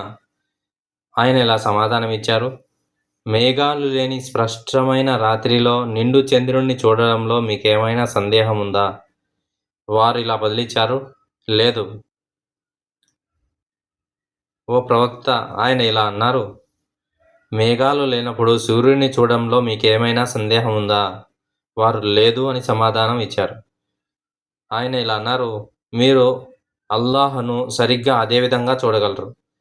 పునరుత్థాన దినాన ప్రజలందరూ ఒక చోట చేర్చబడతారు. అప్పుడు ఆయన ప్రజలు తాము దేనినైతే ఆరాధించేవారో దానిని అనుసరించమని ఆజ్ఞాపిస్తారు. కాబట్టి వారిలో కొందరు సూర్యుడిని అనుకరిస్తారు, కొందరు చంద్రుడిని అనుకరిస్తారు, మరికొందరు ఇతర దైవాలను అనుసరిస్తారు. చివరకు ఒక జాతి ముస్లింలు మాత్రమే మిగిలి ఉంటుంది. వీరితో పాటు వీరిలో మునాఫిక్లు కూడా ఉంటారు. అల్లాహ్ వారి వద్దకు వచ్చి ఇలా అంటారు, నేనే మీ ప్రభువును. అప్పుడు వారు ఇలా అంటారు, మా ప్రభువు మా వద్దకు వచ్చే వరకు మేము ఈ ప్రదేశంలో వేచి ఉంటాము. మా ప్రభు వచ్చినప్పుడు మేము ఆయన్ని గుర్తించగలము. అప్పుడు అల్లాహ్ మళ్ళీ వారి వద్దకు వచ్చి ఇలా అంటారు, నేనే మీ ప్రభువుని. వారు ఇలా అంటారు, నువ్వే మా ప్రభువు. అల్లాహ్ వారిని పిలుస్తారు. అప్పుడు నరకంపై అస్సిరాతు వంతెన వేయబడుతుంది. ప్రవక్తలందరిలోనూ మొట్టమొదటిగా నేను నా అనుచరులతో కలిసి వంతెన దాటుతాను. ఆ సమయంలో ప్రవక్తలు తప్ప మరెవరూ మాట్లాడలేరు. వారు కేవలం ఇలా ప్రార్థిస్తూ ఉంటారు, ఓ అల్లాహ్ మమ్మల్ని రక్షించు, ఓ అల్లాహ్ మమ్మల్ని రక్షించు. నరకంలో సహదాన్ ముళ్ళ లాంటి కొక్కేలుంటాయి. మీరు ఎప్పుడైనా సహదాన్ ముళ్ళను చూశారా? ప్రజలు ఇలా సమాధానం ఇచ్చారు, అవును. ఆయన ఇలా అన్నారు, ఈ కొక్కేలు సాదాన్ ముళ్ళలా ఉంటాయి, కానీ వాటి పరిమాణం ఎంత గొప్పదో అల్లాహ్ తప్ప మరెవరికీ తెలియదు. ఇవి ప్రజలను వారి కర్మల ఆధారంగా చిక్కుల్లో పడేస్తాయి. వారిలో కొందరు నరకంలో పడిపోయి శాశ్వతంగా అక్కడే ఉండిపోతారు. మరికొందరు శిక్షను అనుభవించి నరకం నుండి బయటపడతారు. నరకవాసులలో తనకు నచ్చిన వారిపై అల్లాహ్ కరుణ చూపాలని సంకల్పించినప్పుడు తనను తప్ప మరెవరిని ఆరాధించని వారిని నరకం నుండి బయటికి తీసుకురమ్మని ఆయన దేవదూతలను ఆజ్ఞాపిస్తాడు. సాష్టాంగ నమస్కారాల సజ్దా యొక్క ఆనవాలను గుర్తించడం ద్వారా దేవదూతలు వారిని బయటకు తీసుకువస్తారు. ఎందుకంటే ఆ ఆనవాలను దహించి వేయకుండా అల్లాహ్ నరక అగ్నిని నిషేధించారు. కాబట్టి వారు ఆ అగ్నిని బయటికి తీసుకువస్తారు. సాష్టాంగ నమస్కారాల గుర్తులు తప్ప మానవ శరీరం మొత్తాన్ని ఆ అగ్ని దహించి వేసి ఉంటుంది.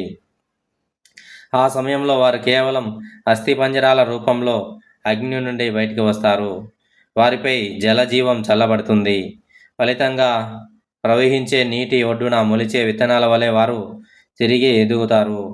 అల్లాహ్ తన సృష్టిలో తీర్పులను పూర్తి చేసిన తర్వాతే నరకానికి మరియు స్వర్గానికి మధ్య ఒక వ్యక్తి మిగిలి ఉంటాడు.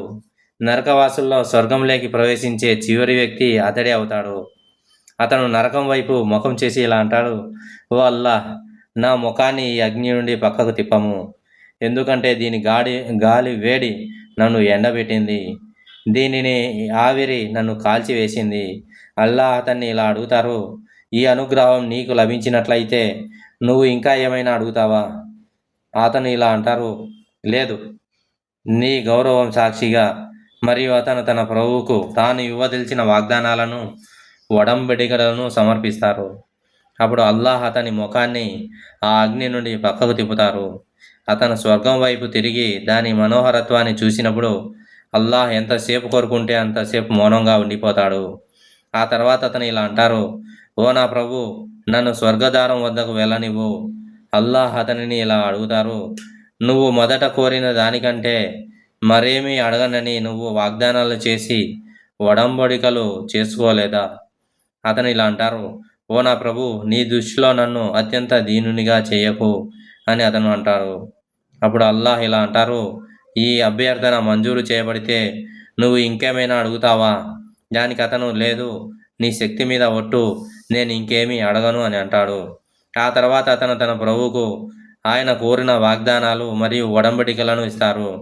అప్పుడు అల్లాహ్ అతని స్వర్గద్వారం వద్దకు వెళ్ళనిస్తారు. అక్కడికి చేరుకొని దాని జీవనాన్ని, ఆకర్షణను మరియు ఆనందాన్ని చూసిన తర్వాత అతను అల్లాహ్ కోరినంతసేపు నిశ్శబ్దంగా ఉండి ఆ తర్వాత, ఓ నా ప్రభు, నన్ను స్వర్గంలోకి ప్రవేశింపచేయి అని అంటారు. అప్పుడు అల్లాహ్ ఇలా అంటారు, ఓ ఆదాం కుమారుడా, అల్లాహ్ నీపై కరుణ చూపుగాక. నువ్వు ఎంత ద్రోహివి! నీకు ఇవ్వబడిన దానికంటే ఎక్కువ ఏమీ అడగని నువ్వు ఒడంబడికలు మరియు వాగ్దానాలు చేయలేదా? దానికి అతను, ఓ నా ప్రభు, నీ సృష్టిలో నన్ను అత్యంత దీనునిగా చేయకు అని అంటారు. అప్పుడు అల్లాహ్ నవ్వి అతన్ని స్వర్గంలోకి ప్రవేశింపజేస్తాడు మరియు అతనికి ఇష్టమైనంత కోరుకోమని అడుగుతారు. అతని కోరికల్ని నెరవేరే వరకు అతను అలానే చేస్తూ ఉంటారు.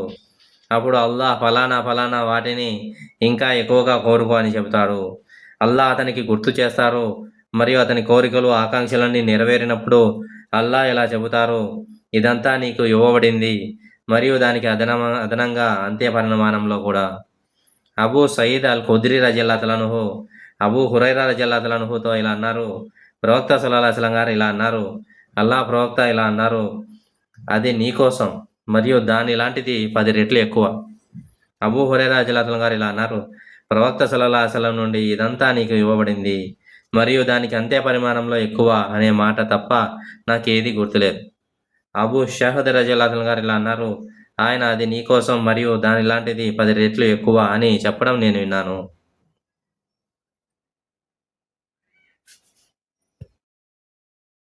హదీస్ నెంబర్ 771.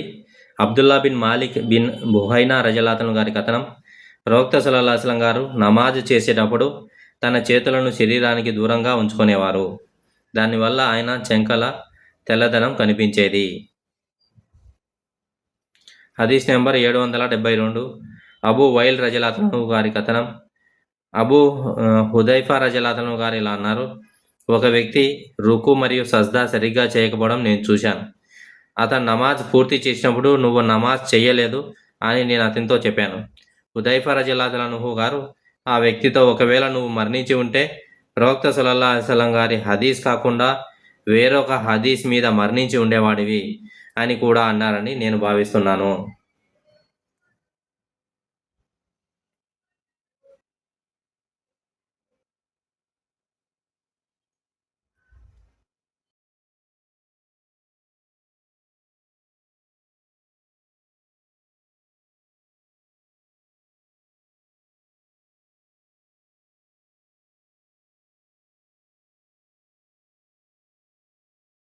హదీస్ నెంబర్ 773. ఇబ్ని అబ్బాస్ రజియల్లాహు అన్హు గారి కథనం ప్రకారం ప్రవక్త సల్లల్లాహు అలైహి వసల్లం గారు నమస్కరించేటప్పుడు 7 భాగాలపై సాష్టాంగ నమస్కారం చేయాలని మరియు బట్టలను కానీ జుట్టును కానీ పైకి పట్టుకోకూడదని అల్లాహ్ ఆజ్ఞాపించారు.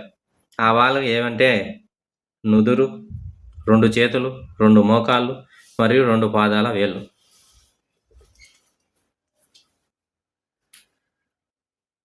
హదీస్ నెంబర్ 774. ఇబ్ని అబ్బాస్ రజియల్లాహు అన్హు గారి కథనం. ప్రవక్త గారు ఇలా అన్నారు, 7 ఎముకల మీద సాష్టాంగ నమస్కారం చేయమని మరియు బట్టలను కానీ జుట్టును కానీ పైకి పట్టుకోవద్దని మాకు ఆజ్ఞాపించబడింది.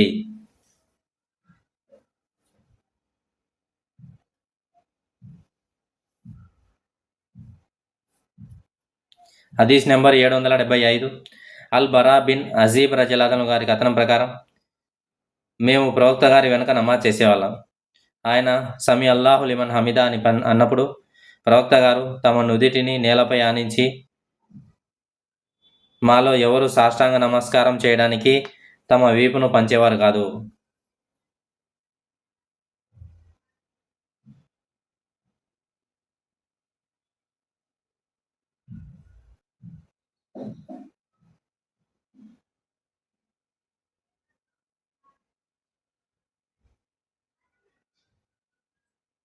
హదీస్ నెంబర్ 776.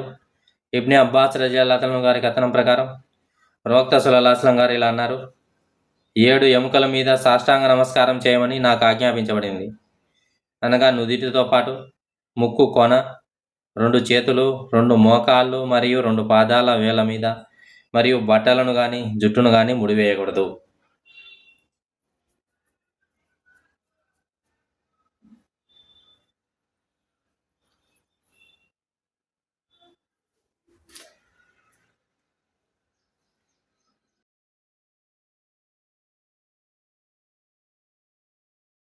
హదీస్ నెంబర్ 777.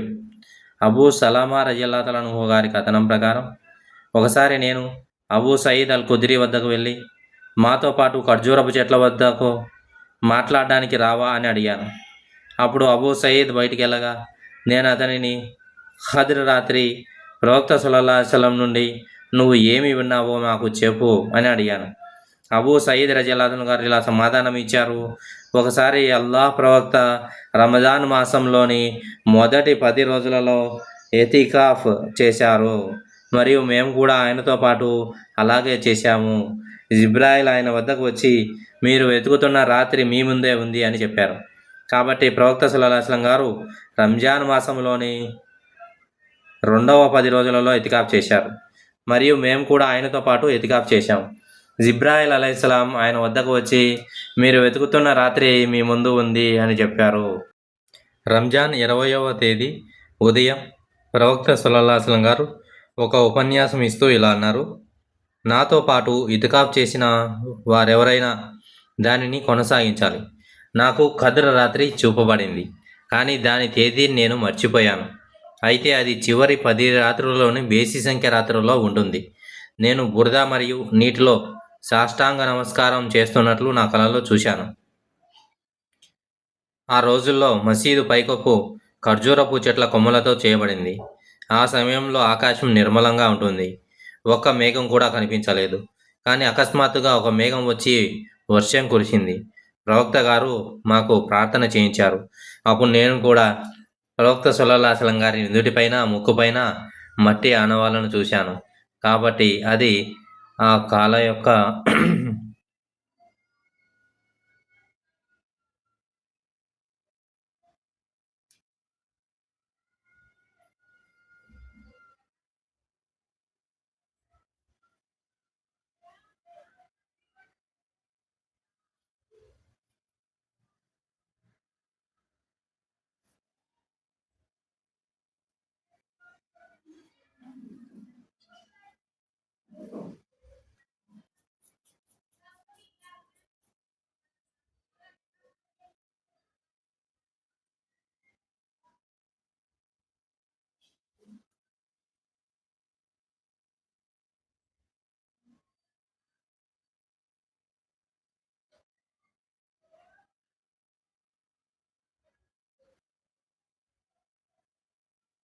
ఆ యొక్క సూచన ఏంటంటే రైలుతుట్టు కదిరికి బురద నీటిలో సాష్టాంగ నమస్కారం చేయడం నా కల్లో చూశాను. అదనమాట. కాబట్టి ప్రవక్త గారి నుదిటి మీద, ముక్కు మీద మట్టి ఆనవాళ్ళు ఉన్నాయి. అప్పుడు ఆ కళ యొక్క ధృవీకరణ అయింది అనేసి అనుకున్నారన్నమాట.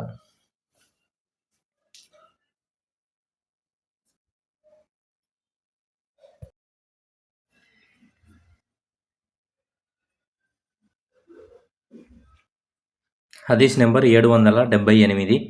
సహల్ బిన్ సాద్ రజియల్లాహు అన్హు గారి కథనం: ప్రజలు తమ చిన్న శరీరాకృతి కారణంగా తమ ఇజార్లను మెడకు కట్టుకొని ప్రవక్తతో పాటు నమాజ్ చేసేవారు. పురుషులు నిటారుగా కూర్చొనే వరకు స్త్రీలు సజ్దా నుండి తమ తలను పైకెత్తకూడదని ఆదేశించబడింది.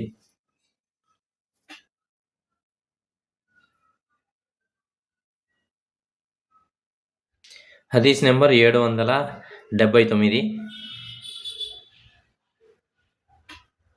ఇబ్ని అబ్బాస్ రజియల్లాహు అన్హు గారి కథనం: ప్రవక్త 7 ఎముకల భాగాలపై సాష్టాంగ నమస్కారం చేయాలని, మరియు తన బట్టలను కానీ జుట్టును కానీ పైకి పెట్టుకోకూడదని ఆదేశించబడ్డాయి.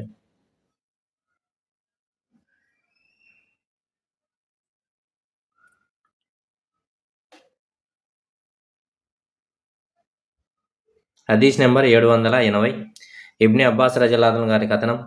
ప్రవక్త గారు ఇలా అన్నారు: నేను 7 ఎముకలపై సాష్టాంగ నమస్కారం చేయాలని మరియు జుట్టును కానీ వస్త్రాన్ని కానీ పైకి పెట్టుకోకూడదని ఆదేశించబడ్డాను. హదీస్ నెంబర్ 781. ఆయిషా రజల్లాహు అన్హా గారి కథనం ప్రకారం ప్రవక్త సల్లల్లాహు అలైహి వసల్లం గారు తమ వంగడాలు రుకులు సజ్దాల్లో తరచుగా ఇలా అనేవారు: సుబ్హానకల్లాహుమ్మ రబ్బనా వ బిహమ్దిక అల్లాహుమ్మ గ్ఫిర్లీ. సుబ్హానకల్లాహుమ్మ రబ్బనా వ బిహమ్దిక అల్లాహుమ్మ గ్ఫిర్లీ. ఈ విధంగా ఆయన పవిత్ర ఖురాన్లో తనకు వివరించబడిన దానిని ఆచరించేవారు.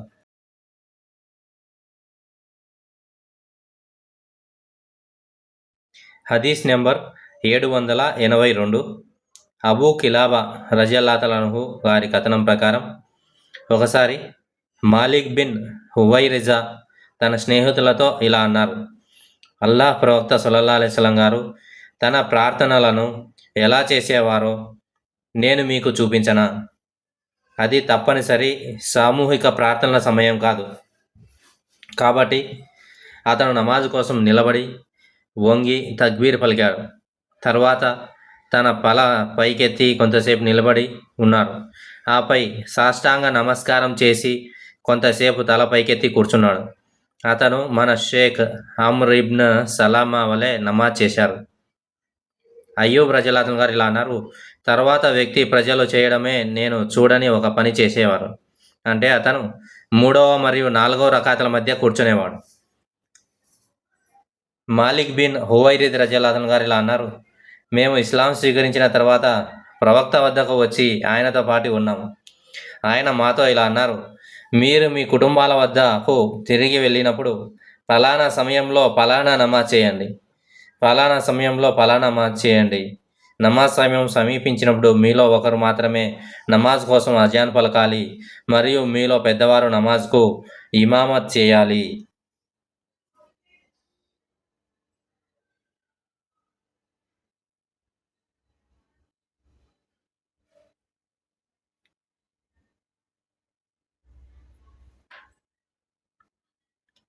సుమారు వాళ్ళ యొక్క స్తోమత బట్టి వాళ్ళు 3 రోజులు కానీ వారం రోజులు కానీ వీలైనంత ఎక్కువ రోజులు 20 రోజులు కానీ ప్రవక్త వారి వద్ద ఖురాన్ యొక్క నమాజ్ నేర్చుకొని తిరిగి వెళ్ళి వాళ్ళ తెగల దగ్గర నమాజ్ అనేది ఇమామత్ చేపిస్తూ ఉన్నారన్నమాట.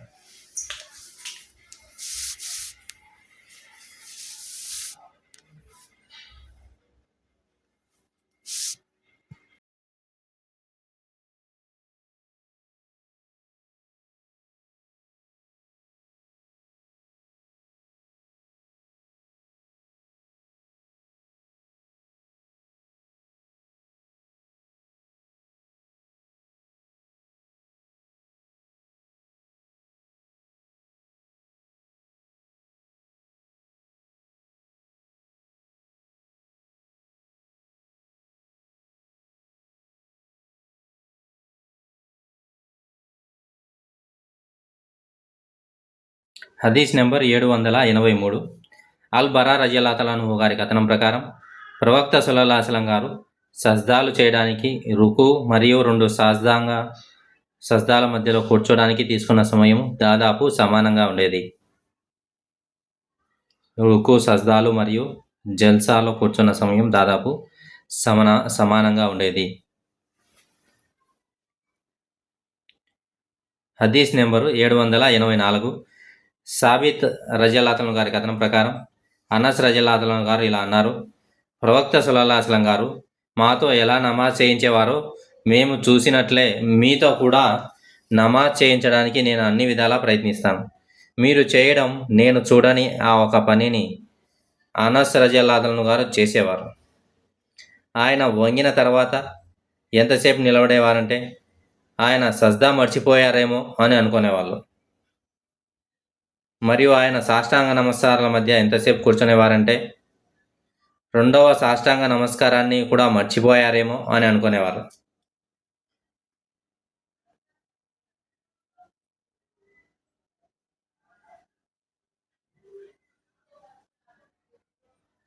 హదీస్ నెంబర్ 785. అనస్ బిన్ మాలిక్ రజల్లాహు గారి కథనం ప్రకారం ప్రవక్త సల్లల్లాహు అలైహి వసల్లం గారు ఇలా అన్నారు, సజ్దాలో నిటారుగా ఉండండి, మరియు మీలో ఎవరు కుక్కలాగా ముంజేతులను నేల కానించవద్దు. అంటే చేతుల గురించి, సజ్దాలో నిటారుగా చేతులు పెట్టండి. హదీస్ నెంబర్ 786. ప్రవక్త గారు నమాజ్ చేయగా నేను చూశాను, మరియు బేసి రకాతులో ఆయన లేవడానికి ముందు ఒక క్షణం కూర్చొనేవారు. మాలిక్ బిన్ అల్ హువైరిత్ రజల్లాహు గారి హదీస్. హదీస్ నెంబర్ 787. అయ్యూబ్ రజల్లాహు గారి కథనం. అబూ కిలాబా రజల్లాహు గారు ఇలా అన్నారు, మాలిక్ బిన్ హువైరిత్ రజల్లాహు మా వద్దకు వచ్చి మా ఈ మసీదులో మాకు నమాజ్ చేయించారు, మరియు ఇలా అన్నారు, నేను మీకు నమాజ్ చేయిస్తున్నాను, కానీ నేను నమాజ్ చేయాలనుకోవడం లేదు. కేవలం అల్లాహ్ యొక్క ప్రవక్త తన నమాజులను ఎలా చేసేవారో మీకు చూపించాలి అని అనుకుంటున్నాను. నేను అబూ కిలాబాను, మాలిక్ బిన్ హువైరిత్ రజల్లాహు గారి నమాజ్ ఎలా ఉండేది అని అడిగాను. ఆయన మా ఈ షేక్ అంటే అమర్ బిన్ సలీమా రజల్లాహు గారి నమాజ్ ఎలా ఉండేది అని జవాబిచ్చారు. ఆ షేక్ తక్బీర్ను దోషరహితంగా ఉచ్చరించేవారు, మరియు రెండవ సజ్దా నుండి తల పైకెత్తినప్పుడు ఆయన కాసేపు కూర్చొని ఆ తర్వాత నేలపై ఆసరా తీసుకొని లేచి నిలబడేవారు.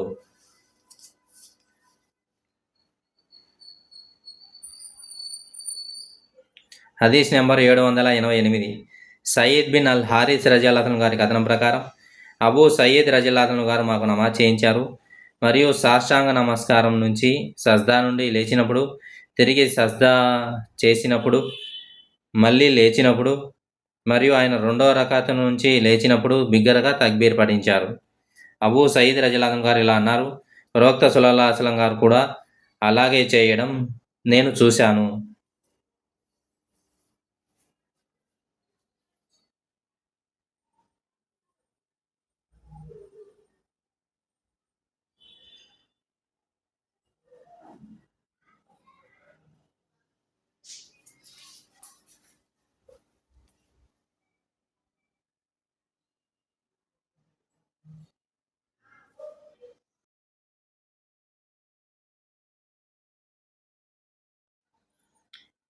హదీస్ నెంబర్ 789. ముతర్రిఫ్ రజల్లాహు గారి కథనం ప్రకారం నేను మరియు ఇమ్రాన్ అలీ బిన్ అబీ తాలిబ్ రజల్లాహు వెనక నమాజ్ చేశాం, మరియు ఆయన సాష్టాంగ నమస్కారం చేసినప్పుడు, లేచినప్పుడు, మరియు 2 రకాతుల తర్వాత లేచినప్పుడు తక్బీర్ పఠించారు. నమాజ్ ముగిసిన తర్వాత ఇమ్రాన్ రజల్లాహు నా చేయి పట్టుకొని ఆయన అలీ మొహమ్మద్ నమాజ్ పఠించారు, అంటే అలీ రజల్లాహు గారు ప్రవక్త గారి నమాజ్ పఠించారు అని అన్నారు, అంటే ఆయన నమాజ్ గుర్తుకు చేశారు అని అన్నారు.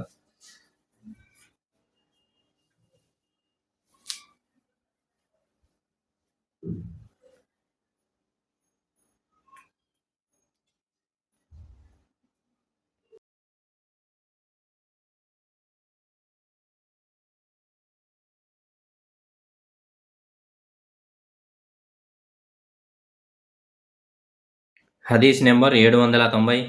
అబ్దుల్లా రజల్లాహు గారి కథనం. నేను అబ్దుల్లా బిన్ ఉమర్ రజల్లాహు గారు నమాజ్లో కూర్చున్నప్పుడు కాళ్ళు ముడుచుకొని కూర్చోవడం చూశాను. ఆ రోజుల్లో కేవలం ఒక బాలుడినైనా నేను కూడా అలాగనే చేశాను. ఇబ్ని ఉమర్ రజల్లాహు గారు నన్ను అలా చేయవద్దని వారించి, నమాజ్లో కుడి అరికాలను పైకెత్తి ఎడమ అరికాలని వంచి ఉంచడమే సరైన పద్ధతి అని అన్నారు. నేను ప్రశ్నిస్తూ, కానీ మీరు అలాగే చేస్తున్నారు అని అన్నాను. దానికి ఆయన, నా పాదాలు నా బరువును మోయలేవు అని అన్నారు. హదీస్ నెంబర్ 791. ముహమ్మద్ బిన్ అమర్ బిన్ అతా రజల్లాహు గారి కథనం. నేను ప్రవక్త సల్లల్లాహు అలైహి వసల్లం గారి యొక్క కొందరు సహచరులతో కలిసి కూర్చొని ప్రవక్త నమాజ్ చేసే పద్ధతిని గురించి చర్చిస్తూ ఉన్నాను. అబూ హుమైద్ అస్-సైదీ రజల్లాహు గారు ఇలా అన్నారు, మీలో ఎవరికన్నా నేను అల్లాహ్ ప్రవక్త యొక్క ప్రార్థన బాగా గుర్తించుకుంటున్నాను. ఆయన తక్బీర్ చేసేటప్పుడు తన 2 చేతులను భుజాలపైకి ఎత్తడం నేను చూశాను, మరియు రుకులోకి వెళ్ళేటప్పుడు తన చేతులను 2 మోకాలపై ఉంచి వీపును నిటారుగా ఉంచేవారు. ఆ తర్వాత వెన్నుముకలోని అన్ని భాగాలు వాటి సాధారణ స్థానాలకు వచ్చే వరకు వంగిన స్థితి నుండి నిటారుగా నిలబడేవారు. సజ్దాలో మరియు తన 2 చేతులను నేలపై ఉంచి మోచేతులను నేలకు మరియు శరీరానికి దూరంగా ఉంచేవారు మరియు ఆయన కాలి వేళ్ళు కిబ్లా వైపు ఉండేవి. 2వ రకాతులో కూర్చునేటప్పుడు ఆయన తన ఎడమ కాలిపై కూర్చొని కుడికాలి ఆసరాగా ఇచ్చేవారు మరియు చివరి రకాతులో తమ ఎడమ కాలిని ముందుకు నెట్టి కుడికాలికి ఆసరా ఇచ్చి పిడుదలపై కూర్చునేవారు. హదీస్ నెంబర్ 792. అబ్దుల్లా బిన్ బుహైనా రజిల్లాహు గారి కథనం. ఆయన ఉజ్దు షానువా తెగకు చెందినవాడు మరియు అబ్దుల్ మునాఫ్ తెగకు మిత్రుడు మరియు ప్రవక్త సహచరులోని ఒకడు. ఒకసారి ప్రవక్త సల్లల్లాహు అలైహి వసల్లం గారు మాకు జుహర్ నమాజ్ చేయించి 2వ రకాత్ తర్వాత లేచి నిలబడ్డారు, కానీ కూర్చోలేదు. ప్రజలు కూడా ఆయనతో పాటు లేచి నిలబడ్డారు. నమాజ్ ముగిసే సమయానికి ప్రజలు ఆయన తస్లీం చెప్పడం కోసం ఎదురు చూస్తుండగా ఆయన కూర్చొని తక్బీర్ చెప్పి తస్లీం చెప్పే ముందు 2 సార్లు సజ్దా చేశారు. ఆ తర్వాత తస్లీం చెప్పారు. తస్లీం యాని అస్సలాము అలైకుం వరహ్మతుల్లాహ్.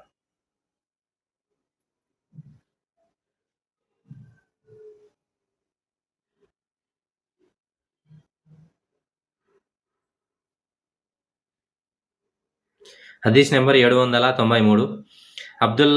అబ్దుల్లా బిన్ మాలిక్ బిన్ బుహైనా రజిల్లాహు అన్హు గారి కథనం ప్రకారం ఒకసారి ప్రవక్త గారు మాకు జోహర్ నమాజ్ చేయించారు.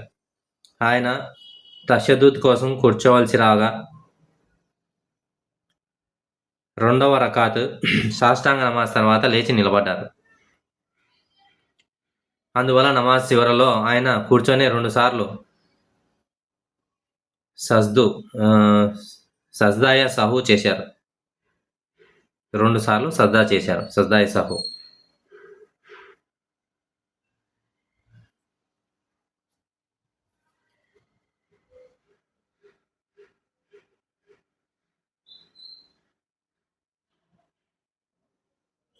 హదీస్ నెంబర్ 794.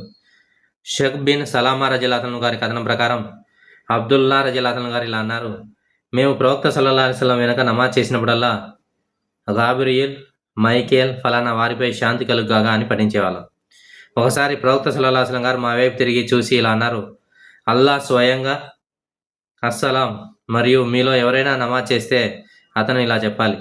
అత్తహియాతు లిల్లాహి వస్సలాతు వస్సలవాతు వత్తయ్యిబాతు అస్సలాము అలైకా అయ్యుహన్ నబియ్యు వరహ్మతుల్లాహి వబరకాతుహు అస్సలాము అలైనా వలా ఇబాదిల్లాహి సాలిహీన్.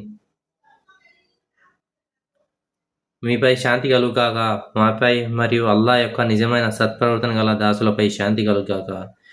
మీరు అలా పలికితే అది ఆకాశంలో మరియు భూమిపై ఉన్న దాసులందరి కోసం ఉంటుంది. అష్హదు అల్లా ఇలాహా ఇల్లల్లాహ్ వ అష్హదు అన్న ముహమ్మదన్ అబ్దుహు వ రసూలుహు. అత్తహియాత్ పలకాల.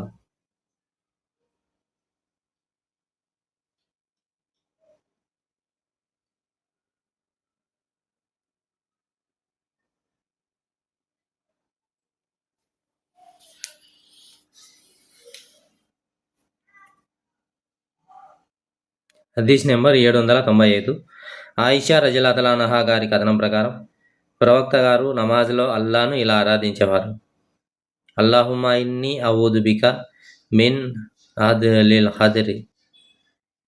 అజాబిల్ ఖబ్రి వా ఊదు బిక మిన్ ఫిత్నతిల్ మసీహు దజ్జాల్ వా ఊదు బిక మిన్ ఫిత్నతిల్ మహియా వా ఫిత్నతిల్ మమాతి.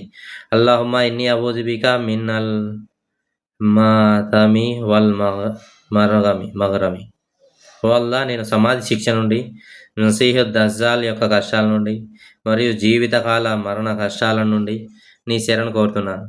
ఓ అల్లా, నేను పాపాల నుండి మరియు అప్పుల నుండి నీ శరణు కోరుతున్నాను. ఒకరు ఆయనతో మీరు అప్పుల నుండి తప్పించుకోవడానికి అల్లా వద్ద ఎందుకు అంత తరచుగా ఆశ్రయం కోరుకుంటారో అని అడిగారు. దానికి ప్రవక్త గారు సమాధానం ఇచ్చారు. అప్పుల్లో ఉన్న వ్యక్తి మాట్లాడినప్పుడల్లా అబద్ధాలు చెబుతాడు మరియు చేసిన వాగ్దానాలను తప్పక ఉల్లంఘిస్తాడు. ఆయిషా రజిల్లాహు అన్హా గారు కూడా ఇలా వివరించారు. అల్లాహ్ ప్రవక్త తన ప్రార్థనల్లో అద్దజ్జాల్ యొక్క బాధల నుండి అల్లాహ్ వద్ద ఆశ్రయం కోరడం నేను విన్నాను. అల్లాహుమ్మ ఇన్ని అఊజు బిక మిన్ అజాబిల్ ఖబ్రి వఅఊజు బిక మిన్ ఫిత్నతిల్ మసీహ్ దజ్జాల్ వఅఊజు బిక మిన్ ఫిత్నతిల్ మహియా ఫిత్నతిల్ మమాతి అల్లాహుమ్మ ఇన్ని అఊజు బిక మినస్ సమాయి వల్ మగరిబి వల్ మగరమి.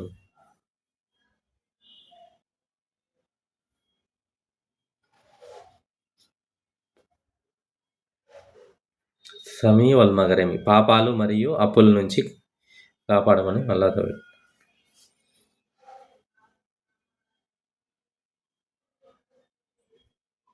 హదీస్ నెంబర్ 796. అబూబకర్ రజియల్లాహు గారు యొక్క కథనం ప్రకారం, నా ప్రార్థనలో అల్లాహ్ను ప్రార్థించడానికి వీలుగా ఒక ప్రార్థన నేర్పమని నేను అల్లాహ్ ప్రవక్తను అడిగాను. ఆయన నాతో ఇలా చెప్పమన్నారు: అల్లాహుమ్మా ఇన్నీ జలంతు నఫ్సీ జుల్మన్ కసీరన్ వలా యగ్ఫిరు జునూబ ఇల్లా అంత ఫగ్ఫిర్లీ మగ్ఫిరతం మిన్ ఇందిక వర్హమ్ని ఇన్నక అంతల్ గఫూరుర్ రహీమ్. ఓ అల్లాహ్, నేను నాకే గొప్ప అన్యాయం చేసుకున్నాను మరియు నువ్వు తప్ప మరెవరూ పాపాలను క్షమించరు. కాబట్టి దయచేసి నన్ను క్షమించు, మరియు నువ్వే క్షమించేవాడవు, కరుణించేవాడవు, కాబట్టి నాపై కరుణించు.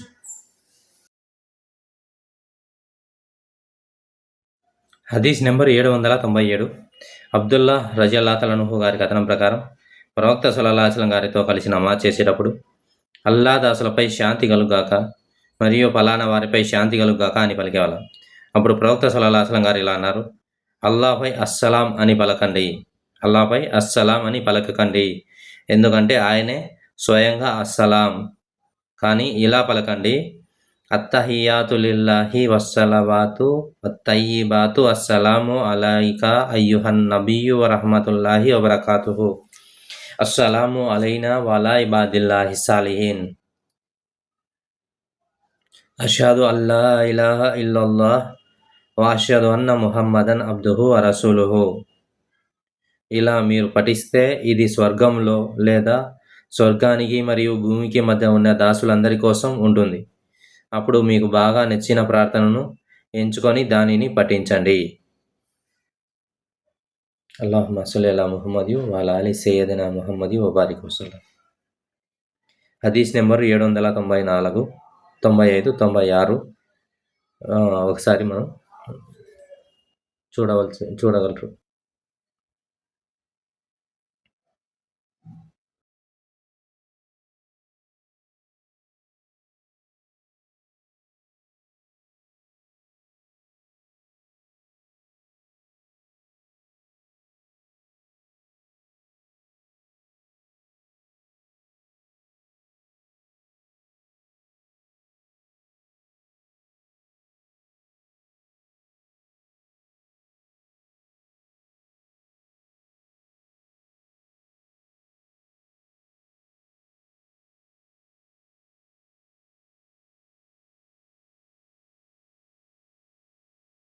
హదీస్ నెంబర్ 798. అబూ సయీద్ అల్ ఖుద్రీ రజియల్లాహు గారి కథనం ప్రకారం, నేను ప్రవక్త సల్లల్లాహు అలైహి వసల్లం గారు బురద మరియు నీటిలో సాష్టాంగ నమస్కారం చేయడం చూశాను మరియు ఆయన నుదుటిపై బురద గుర్తును చూశాను. హదీస్ నెంబర్ 799. ఉమ్మె సలమా రజియల్లాహు గారి కథనం ప్రకారం, అల్లాహ్ ప్రవక్త తస్లీంతో తన ప్రార్థనలను ముగించినప్పుడల్లా స్త్రీలు లేచి నిలబడేవారు మరియు ఆయన లేచి నిలబడటానికి ముందు తన స్థానంలో కొంతసేపు ఉండేవారు. ఇబ్నే షిహాబ్ రజియల్లాహు గారు ఇలా అన్నారు: నా అభిప్రాయం ప్రకారం పురుషులు తమ నమాజులు పూర్తి చేసుకున్న తర్వాత వారికంటే ముందే స్త్రీలు వెళ్ళిపోవాలనే ఉద్దేశంతోనే ఆయన అక్కడ ఆగి ఉన్నారు.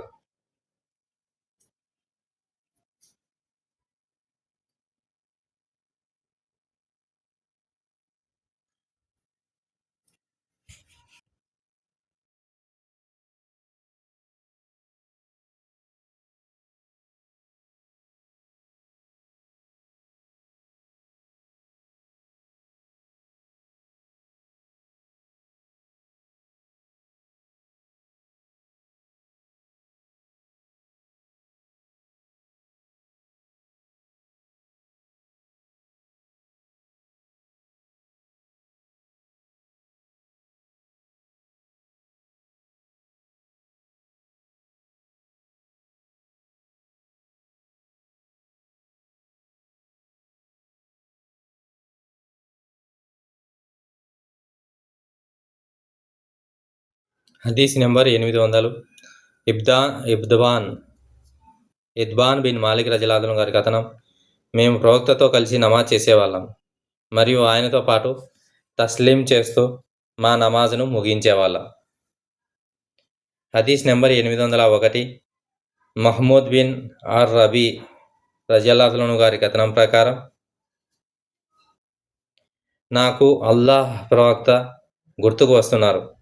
అలాగే మా ఇంట్లో ఒక బకెట్ నుండి ఆయన నోటితో తీసుకొని నాపై ఉమ్మి వేసిన కుక్క నీరు కూడా గుర్తుకు వస్తుంది. బనీ సలీం తెగకు చెందిన ఇతియాన్ బిన్ మాలిక్ అల్ అన్సారీ రజల్లాహు గారు చెప్పగా నేను విన్నాను. ఇతను ఇలా అన్నాడు, నేను నా బనీ సలీం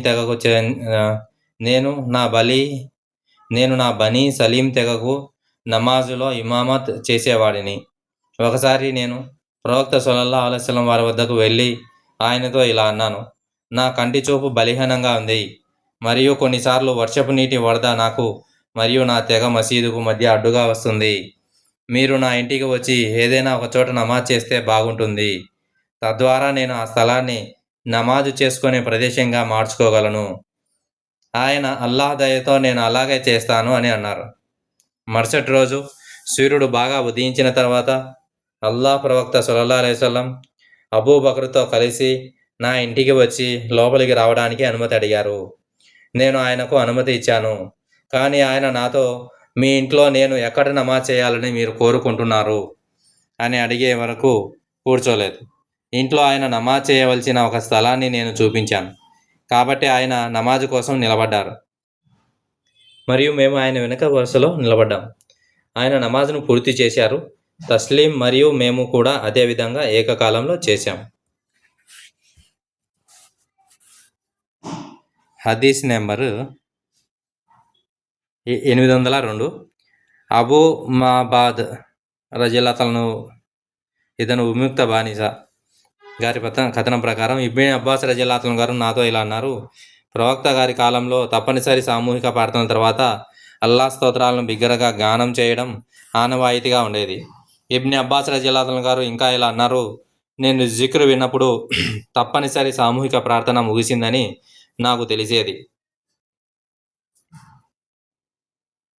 హదీస్ నెంబర్ 803. ఇబ్న్ అబ్బాస్ రజల్లాహు గారి కథనం ప్రకారం నేను తక్బీర్ వినడం ద్వారా ప్రవక్త గారి ప్రార్థన పూర్తయిందని గుర్తించేవాడిని. హదీస్ నెంబర్ 804.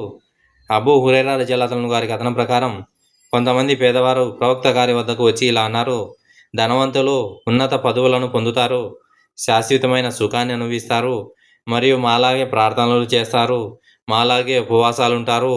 వారి వద్ద ఎక్కువ ధనం ఉంటుంది. దానితో వారు హజ్ ఉమ్రాలు చేస్తారు, అల్లాహ్ మార్గంలో పోరాడుతారు, దాన ధర్మాలు చేస్తారు. అప్పుడు ప్రవక్త గారు ఇలా అన్నారు, నేను మీకు ఒక విషయం చెప్పనా, దాన్ని మీరు ఆచరిస్తే మిమ్మల్ని అధిగమించిన వారిని మీరు కూడా చేరుకోగలుగుతారు. మిమ్మల్ని ఎవరూ అధిగమించలేరు.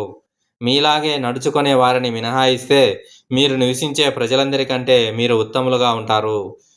ప్రతి ఫరజ్ నమాజ్ తర్వాత సుబ్హానల్లాహ్, అల్హమ్దులిల్లాహ్ మరియు అల్లాహు అక్బర్ అని ఒక్కోటి 33 సార్లు పఠించండి.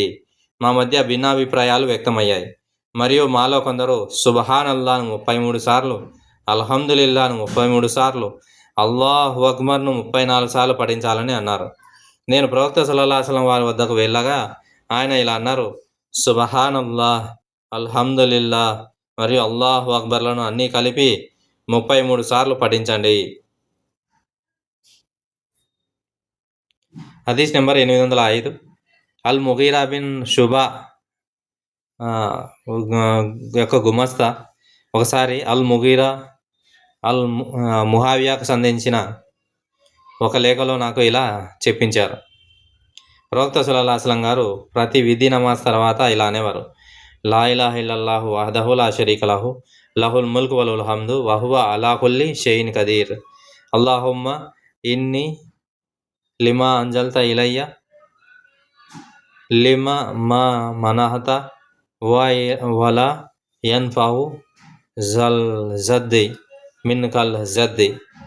ఆరాధించడానికి అల్లాహ్ తప్ప మరెవరికి హక్కు లేదు మరియు ఆయనకు ప్రభుత్వంలో కానీ, ఆరాధనలో కానీ, నామాల్లో కానీ, గుణాలలో కానీ భాగస్వామి లేరు. మరియు రాజ్యం ఆయనకే చెందుతుంది. మరియు సర్వ స్తోత్రాలు ఆయనకే చెందుతాయి. మరియు ఆయన సర్వశక్తిమంతుడు. ఓ అల్లాహ్, నువ్వు ఇచ్చేదానిని ఎవరు ఆపలేరు, నువ్వు ఆపిన దాన్ని ఎవరు ఇవ్వలేరు. నీ సంకల్పానికి వ్యతిరేకంగా ఎవరికీ ప్రయోజనం చేకూర్చలేవు. మరియు అల్ హసన్ ఇలా అన్నారు, అస్జద్ అంటే శ్రేయస్సు. హదీస్ నెంబర్ 806. సమురా బిన్ జుందబ్ రజల్లాహు గారి కథనం. ప్రవక్త సల్లల్లాహు అలైహి వసల్లం గారు నమాజ్ పూర్తయిన తర్వాత మా వైపు ముఖం తిప్పేవారు.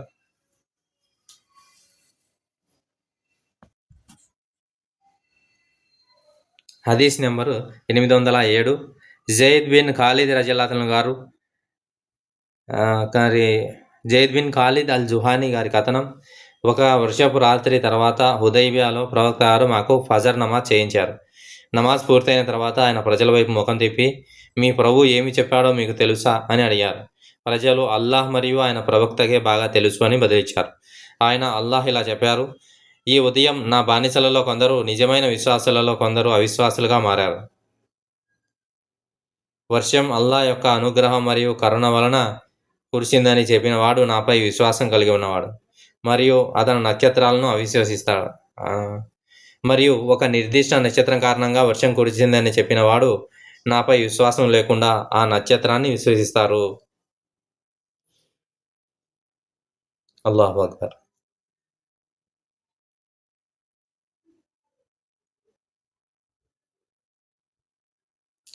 హదీస్ నెంబర్ 808. అనస్ బిన్ మాలిక్ రజల్లాహు గారి కథనం ప్రకారం ఒకసారి ప్రవక్త సల్లల్లాహు అలైహి వసల్లం ఇషా నమాజును అర్ధరాత్రి వరకు ఆలస్యం చేసి ఆ తర్వాత మా వద్దకు వచ్చారు. నమాజ్ చేసిన తర్వాత ఆయన మా వైపుకు తిరిగి ఇలా అన్నారు, ప్రజలు నమాజ్ చేసి నిద్రపోయారు, కానీ మీరు దానికోసం ఎదురు చూస్తున్నంతసేపు నమాజ్లో ఉన్నారు.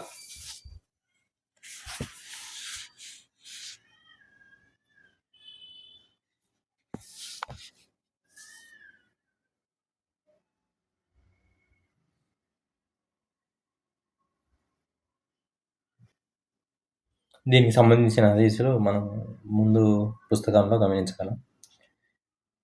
పుస్తకం 11లో మనకి దీని మీద చాలా హదీసులు వచ్చాయి. హదీస్ నెంబర్ 809. ఉమ్మె సలామా రజల్లాహు గారి కథనం. ప్రవక్త గారు తస్లీంతో నమాజ్ ముగించిన తర్వాత తన స్థానంలో కొంతసేపు ఉండేవారు. ఇబ్నే షిహాబ్ రజల్లాహు గారు ఇలా అన్నారు, నమాజ్ చేసిన స్త్రీలు వెళ్ళిపోయే వరకు ఆయన వేచి ఉండేవారని నేను భావిస్తున్నాను, మరియు అల్లాహ్కే బాగా తెలుసు ఈ విషయం. ఇబ్నే షిహాబ్ రజల్లాహు గారు ఇలా రాశారు, తాను ఈ విషయాన్ని ప్రవక్త సల్లల్లాహు అలైహి వసల్లం గారు భార్య అయిన ఉమ్మె సలమా నుండి హింద్ బింత్ అల్ హారిస్ అల్ ఫిరాషియా ద్వారా విన్నానని ఆమె ఇలా అన్నారు, ప్రవక్త తస్లీంతో నమాజ్ ముగించినప్పుడు అల్లాహ్ ప్రవక్త స్త్రీలు బయలుదేరే వరకు అల్లాహ్ ప్రవక్త తస్లీంతో నమాజ్ ముగించినప్పుడు అల్లాహ్ ప్రవక్త వెళ్ళిపోయేలోపే స్త్రీలు బయలుదేరి తమ ఇళ్లలోనికి ప్రవేశించేవారు. ప్రవక్త గారు వెళ్ళిపోయేలోపే స్త్రీలు బయలుదేరి తమ ఇళ్లలోకి ప్రవేశించేవారు.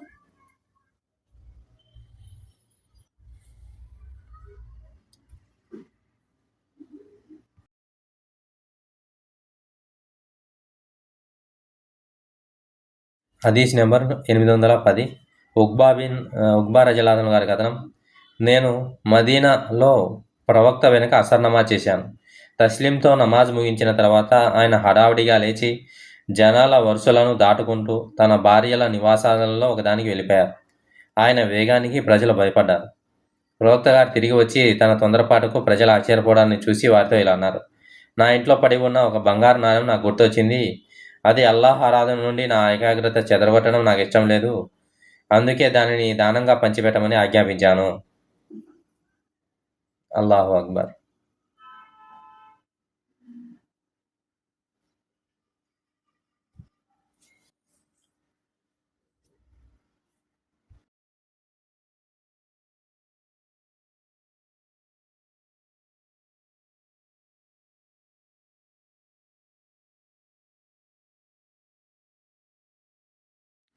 హదీస్ నెంబర్ 811.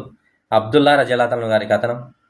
నమాజ్ ముగించిన తర్వాత కేవలం కుడివైపు నుండే బయలుదేరడం అవసరమని భావించి మీ నమాజ్లో కొంత భాగాన్ని షైతానికి అప్పగించవద్దు. ప్రవక్త తరచుగా ఎడం వైపు నుండే బయలుదేరడం నేను చూశాను. హదీస్ నెంబర్ 812. ఇబ్నే ఉమర్ రజియల్లాహు గారి కథనం. ఖైబర్ పవిత్ర యుద్ధ సమయంలో ప్రవక్త సల్లల్లాహు అలైహి వసల్లం గారు ఇలా అన్నారు: ఈ మొక్క నుండి అంటే వెల్లుల్లి ఎవరు తిన్నా వారు మన మసీదులోనికి ప్రవేశించకూడదు. హదీస్ నెంబర్ 813. అతా రజియల్లాహు గారి కథనం. జాబిర్ బిన్ అబ్దుల్లా రజియల్లాహు గారు ఇలా అనగా నేను విన్నాను. ప్రవక్త సల్లల్లాహు అలైహి వసల్లం గారు ఇలా అన్నారు: ఈ మొక్క నుండి ఎవరు తిన్నా వారు మన మసీదుకు దూరంగా ఉండాలి. నేను ఆయన ఉద్దేశం ఏమిటి అని అడిగాను. దానికి ఆయన, నా ఉద్దేశంలో ఆయన కేవలం పచ్చి వెల్లుల్లిని మాత్రమే ఉద్దేశిస్తారని నేను అనుకుంటున్నాను అని జవాబిచ్చారు.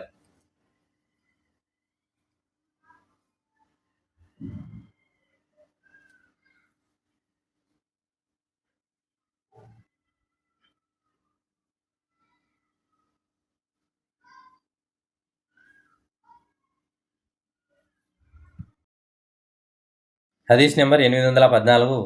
జాబిర్ బిన్ అబ్దుల్లా రజియల్లాహు గారు ఉల్లేఖించారు. ప్రవక్త సల్లల్లాహు అలైహి వసల్లం గారు ఇలా అన్నారు: ఎవరైతే వెల్లుల్లి లేదా ఉల్లిపాయ తింటారో వారు మన మసీదుకు దూరంగా ఉండాలి లేదా తమ ఇళ్లలోనే ఉండిపోవాలి. జాబిర్ బిన్ అబ్దుల్లా గారు మరొక ఉల్లేఖనలో ఇలా తెలిపారు: ఒకసారి వండిన కూరగాయలు ఉన్న ఒక పెద్ద పాత్రను తీసుకొచ్చారు. దాని నుండి వెలువడుతున్న అసహ్యకరమైన వాసనను గమనించి ప్రవక్త గారు ఇలా అన్నారు: దీనిలో ఏముంది? దానిలో ఉన్న కూరగాయల పేర్లన్నీ ఆయనకు తెలిపారు. ఆ పాత్రను తనతో ఉన్న కొందరు సహచరుల దగ్గరికి తీసుకెళ్లమని ప్రవక్త ఆదేశించారు. ప్రవక్త దానిని చూసినప్పుడు దానిని తినడానికి ఇష్టపడలేదు. ఆయన ఇలా అన్నారు: మీరు తినండి, నేను తినను. ఎందుకంటే మీరు సంభాషించలేని వారితో అంటే దేవదూతలతో నేను సంభాషిస్తాను.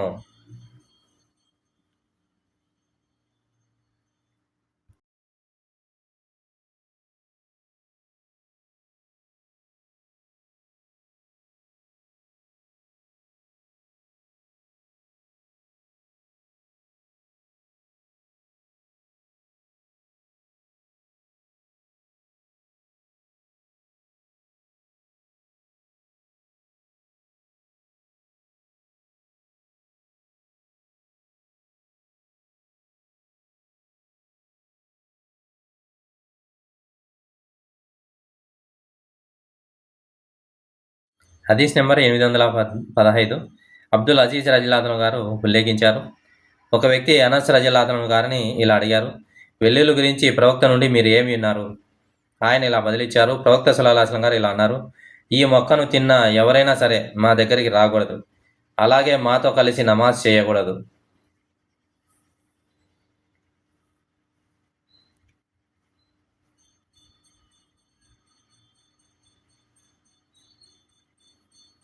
హదీస్ నెంబర్ 816. సులైమాన్ అష్-షైబానీ రజియల్లాహు గారు ఉల్లేఖించారు. అష్-షాబీ రజియల్లాహు గారు ఇలా చెప్పడం నేను విన్నాను: ప్రవక్తతో పాటు ప్రయాణిస్తున్న ఒక వ్యక్తి ఇతర సమాధుల నుండి వేరుగా ఉన్న ఒక సమాధి పక్క నుండి వెళ్తూ నాకు ఇలా చెప్పారు: ఒకసారి ప్రవక్త ప్రజలకు జనాజా నమాజులో నాయకత్వం వహించారు. ప్రజలు ఆయన వెనుక వరుస కట్టారు. నేను ఇలా అడిగాను: ఓ అబా అమర్, దీని గురించి మీకు ఎవరు చెప్పారు? ఆయన ఇలా బదులిచ్చారు: ఇబ్నే అబ్బాస్.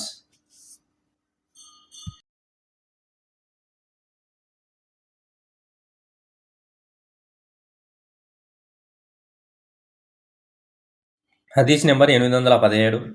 అబూ సయీద్ అల్ ఖుద్రీ రజియల్లాహు గారు ఉల్లేఖించారు. ప్రవక్త గారు ఇలా అన్నారు: జుమ్మా రోజు గుస్సుల్ ప్రతి యుక్త వయసుకు చేరుకున్న ప్రతి ముస్లింకు తప్పనిసరి.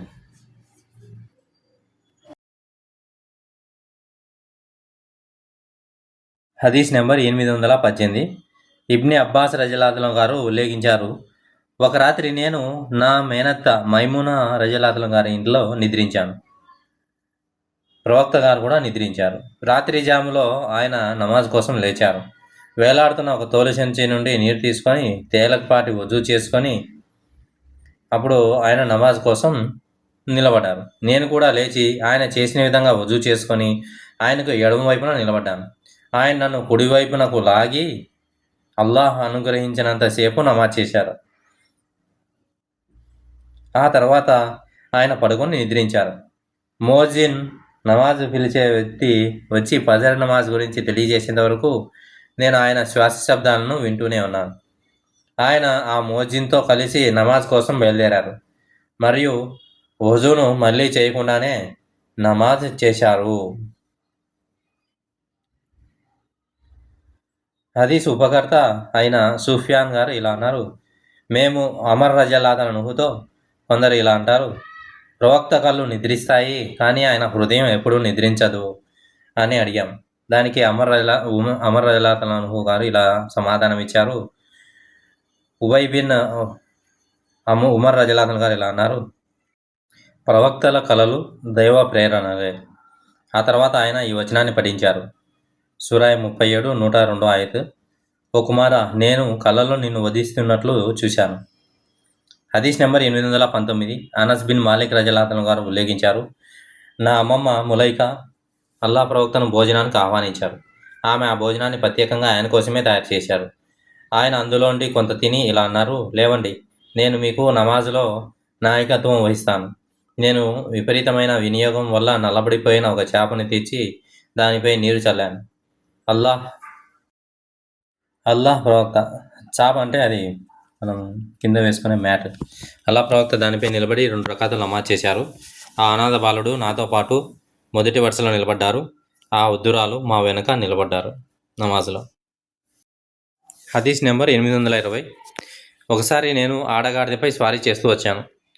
నేను అప్పటికే యుక్త వయసుకు చేరుకున్నాను. ప్రవక్త గారు మీనా ప్రజలకు నాయకత్వం నమాజ్లో ఇమామత్ చేస్తున్నారు. ఆయన ముందు ఎటువంటి గోడ లేదు. నేను నమాజుల వరుస నుండి ముందుగా ఆ గాడిదను మేత కోసం వదిలేసి నమాజుల వరుసలో చేరాను. నా ఈ చర్యను ఎవరూ అభ్యంతరం పెట్టలేదు. హదీస్ నెంబర్ 821. ఆయిషా రజల్లాహు గారు ఉల్లేఖించారు, ఒకసారి ప్రవక్త గారు ఇషా నమాజ్ను ఆలస్యం చేశారు. స్త్రీలు మరియు పిల్లలు నిద్రపోయారని ఉమర్ రజల్లాహు గారికి ఆయన తెలియచేసేంత వరకు ఆయన వేచి ఉన్నారు.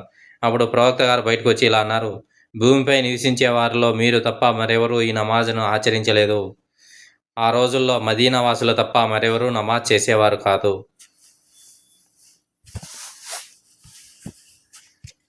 హదీస్ నెంబర్ 822. అబ్దుర్ రెహమాన్ బిన్ అబీస్ రజల్లాహు గారు ఉల్లేఖించారు, ఒక వ్యక్తి ఇబ్ని అబ్బాస్ రజల్లాహును ఇలా అడిగారు, మీరు ఎప్పుడైనా అల్లాహ్ ప్రవక్తతో కలిసి ఈద్ నమాజ్లో పాల్గొన్నారా? ఆయన ఇలా సమాధానం ఇచ్చారు, అవును. ప్రవక్తతో మాకు ఉన్న బంధుత్వం సాన్నిహిత్యం కనుక లేకపోయి ఉంటే అలా చేయడం మాకు సాధ్యమయ్యేది కాదు. ప్రవక్త గారు కతీర్ బిన్ అస్సాల్త్ ఇంటి సమీపంలో ఉన్న ఒక స్థలానికి వెళ్ళి ఉపన్యాసం ఇచ్చారు. ఆ తర్వాత ఆయన స్త్రీల వైపు వెళ్ళారు. ఆయన వారికి ఉపదేశించి విషయాలను గుర్తు చేసి దాన ధర్మాలు చేయమని కోరారు.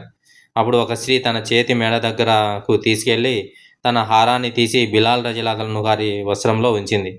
ఆ తర్వాత ప్రవక్త మరియు బిలాల్ రజల్లాహు గారు ఇంటికి వచ్చారు. ప్రవక్త గారు బిలాల్ రజల్లాహు గారు ఇంటికి వచ్చారు. హదీస్ నెంబర్ 823. ఆయిషా రజల్లాహు గారు ఇలా ఉల్లేఖించారు, ఒకసారి ప్రవక్త సల్లల్లాహు అలైహి వసల్లం గారు ఇషా నమాజ్ను ఆలస్యం చేశారు. స్త్రీలు మరియు పిల్లలు నిద్రపోయారని ఉమర్ రజల్లాహు గారు ఆయనకు తెలియజేసేంత వరకు ఆయన వేచి ఉన్నారు. ప్రవక్త గారు బయటకు వచ్చి ఇలా అన్నారు, భూమిపై నివసించే వారిలో మీరు తప్ప మరెవరు ఈ నమాజ్ కోసం వేచి ఉండటం లేదు. ఆ రోజుల్లో మనిదినాల తప్ప మరెక్కడా నమాజ్ జరిగేది కాదు. వారి ఇషా నమాజ్ను సంధ్యాకాంతి పూర్తిగా అదృశ్యమైన తర్వాత రాత్రి మొదటి 3వ భాగం గడిచేలోపు ఆచరించేవారు.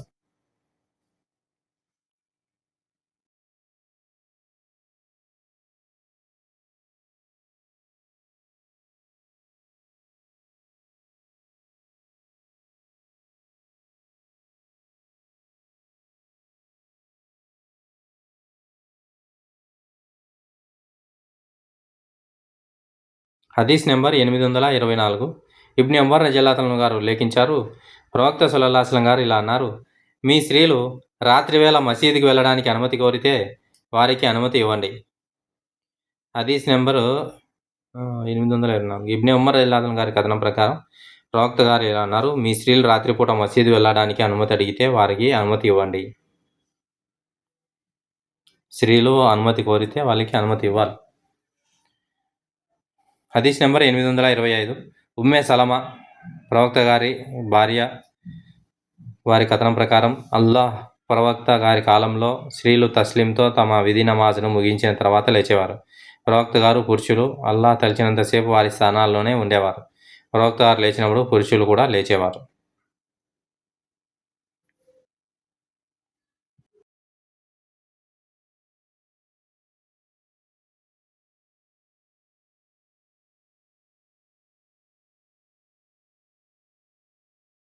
హదీస్ నెంబర్ 826. ఆయిషా రజియల్లాహు అన్హా గారి కథనం. ప్రవక్త గారు ఫజర్ నమాజ్ను ముగించినప్పుడు స్త్రీలు తమ దుప్పట్లను కప్పుకొని వెళ్ళిపోయేవారు మరియు చీకటి కారణంగా వారిని గుర్తించలేకపోయేవారు.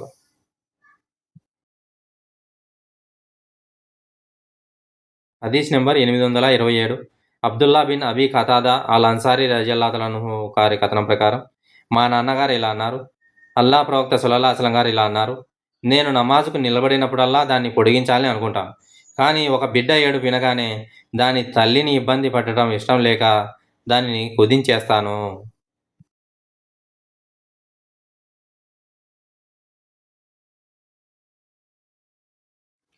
హదీస్ నెంబర్ 828.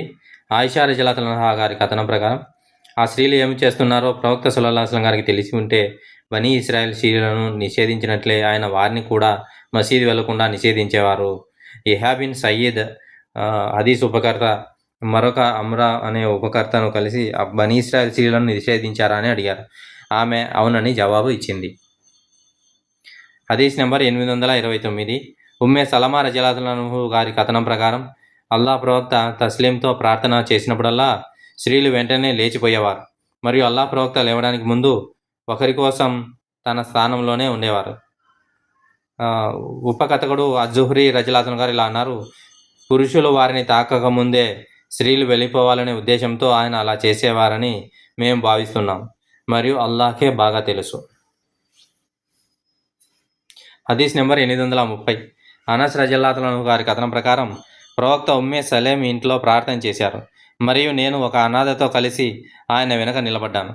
ఉమ్మే సలేం మా వెనక నిలబడింది.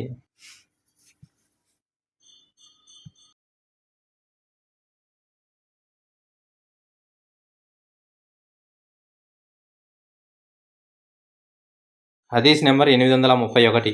ఆయిషా రజియల్లాహు అన్హా గారి కథనం ప్రకారం, ప్రవక్త సల్లల్లాహు అలైహి వసల్లం గారు ఇంకా చీకటిగా ఉన్నప్పుడే ఫజర్ నమాజ్ చేసేవారు మరియు విశ్వసించే స్త్రీలు నమాజ్ ముగించుకొని తిరిగి వచ్చేవారు. చీకటి కారణంగా వారిని ఎవరూ గుర్తించలేకపోయేవారు లేదా వారు ఒకరినొకరు గుర్తించుకోలేకపోయేవారు.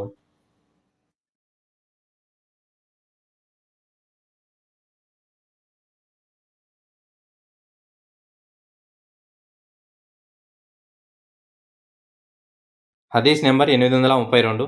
సలీం బిన్ అబ్దుల్లా రజియల్లాహు అన్హు గారి కథనం ప్రకారం, మా నాన్నగారు ఇలా అన్నారు, ప్రవక్త సల్లల్లాహు అలైహి వసల్లం గారు ఇలా అన్నారు, మీలో ఎవరి భార్య అయినా మసీద్ వెళ్ళడానికి అనుమతి అడిగితే ఆమెను వద్దని చెప్పకండి. అల్హమ్దులిల్లా, బుఖారీ షరీఫ్ మొదటి సంపుటి సమాప్తమైంది.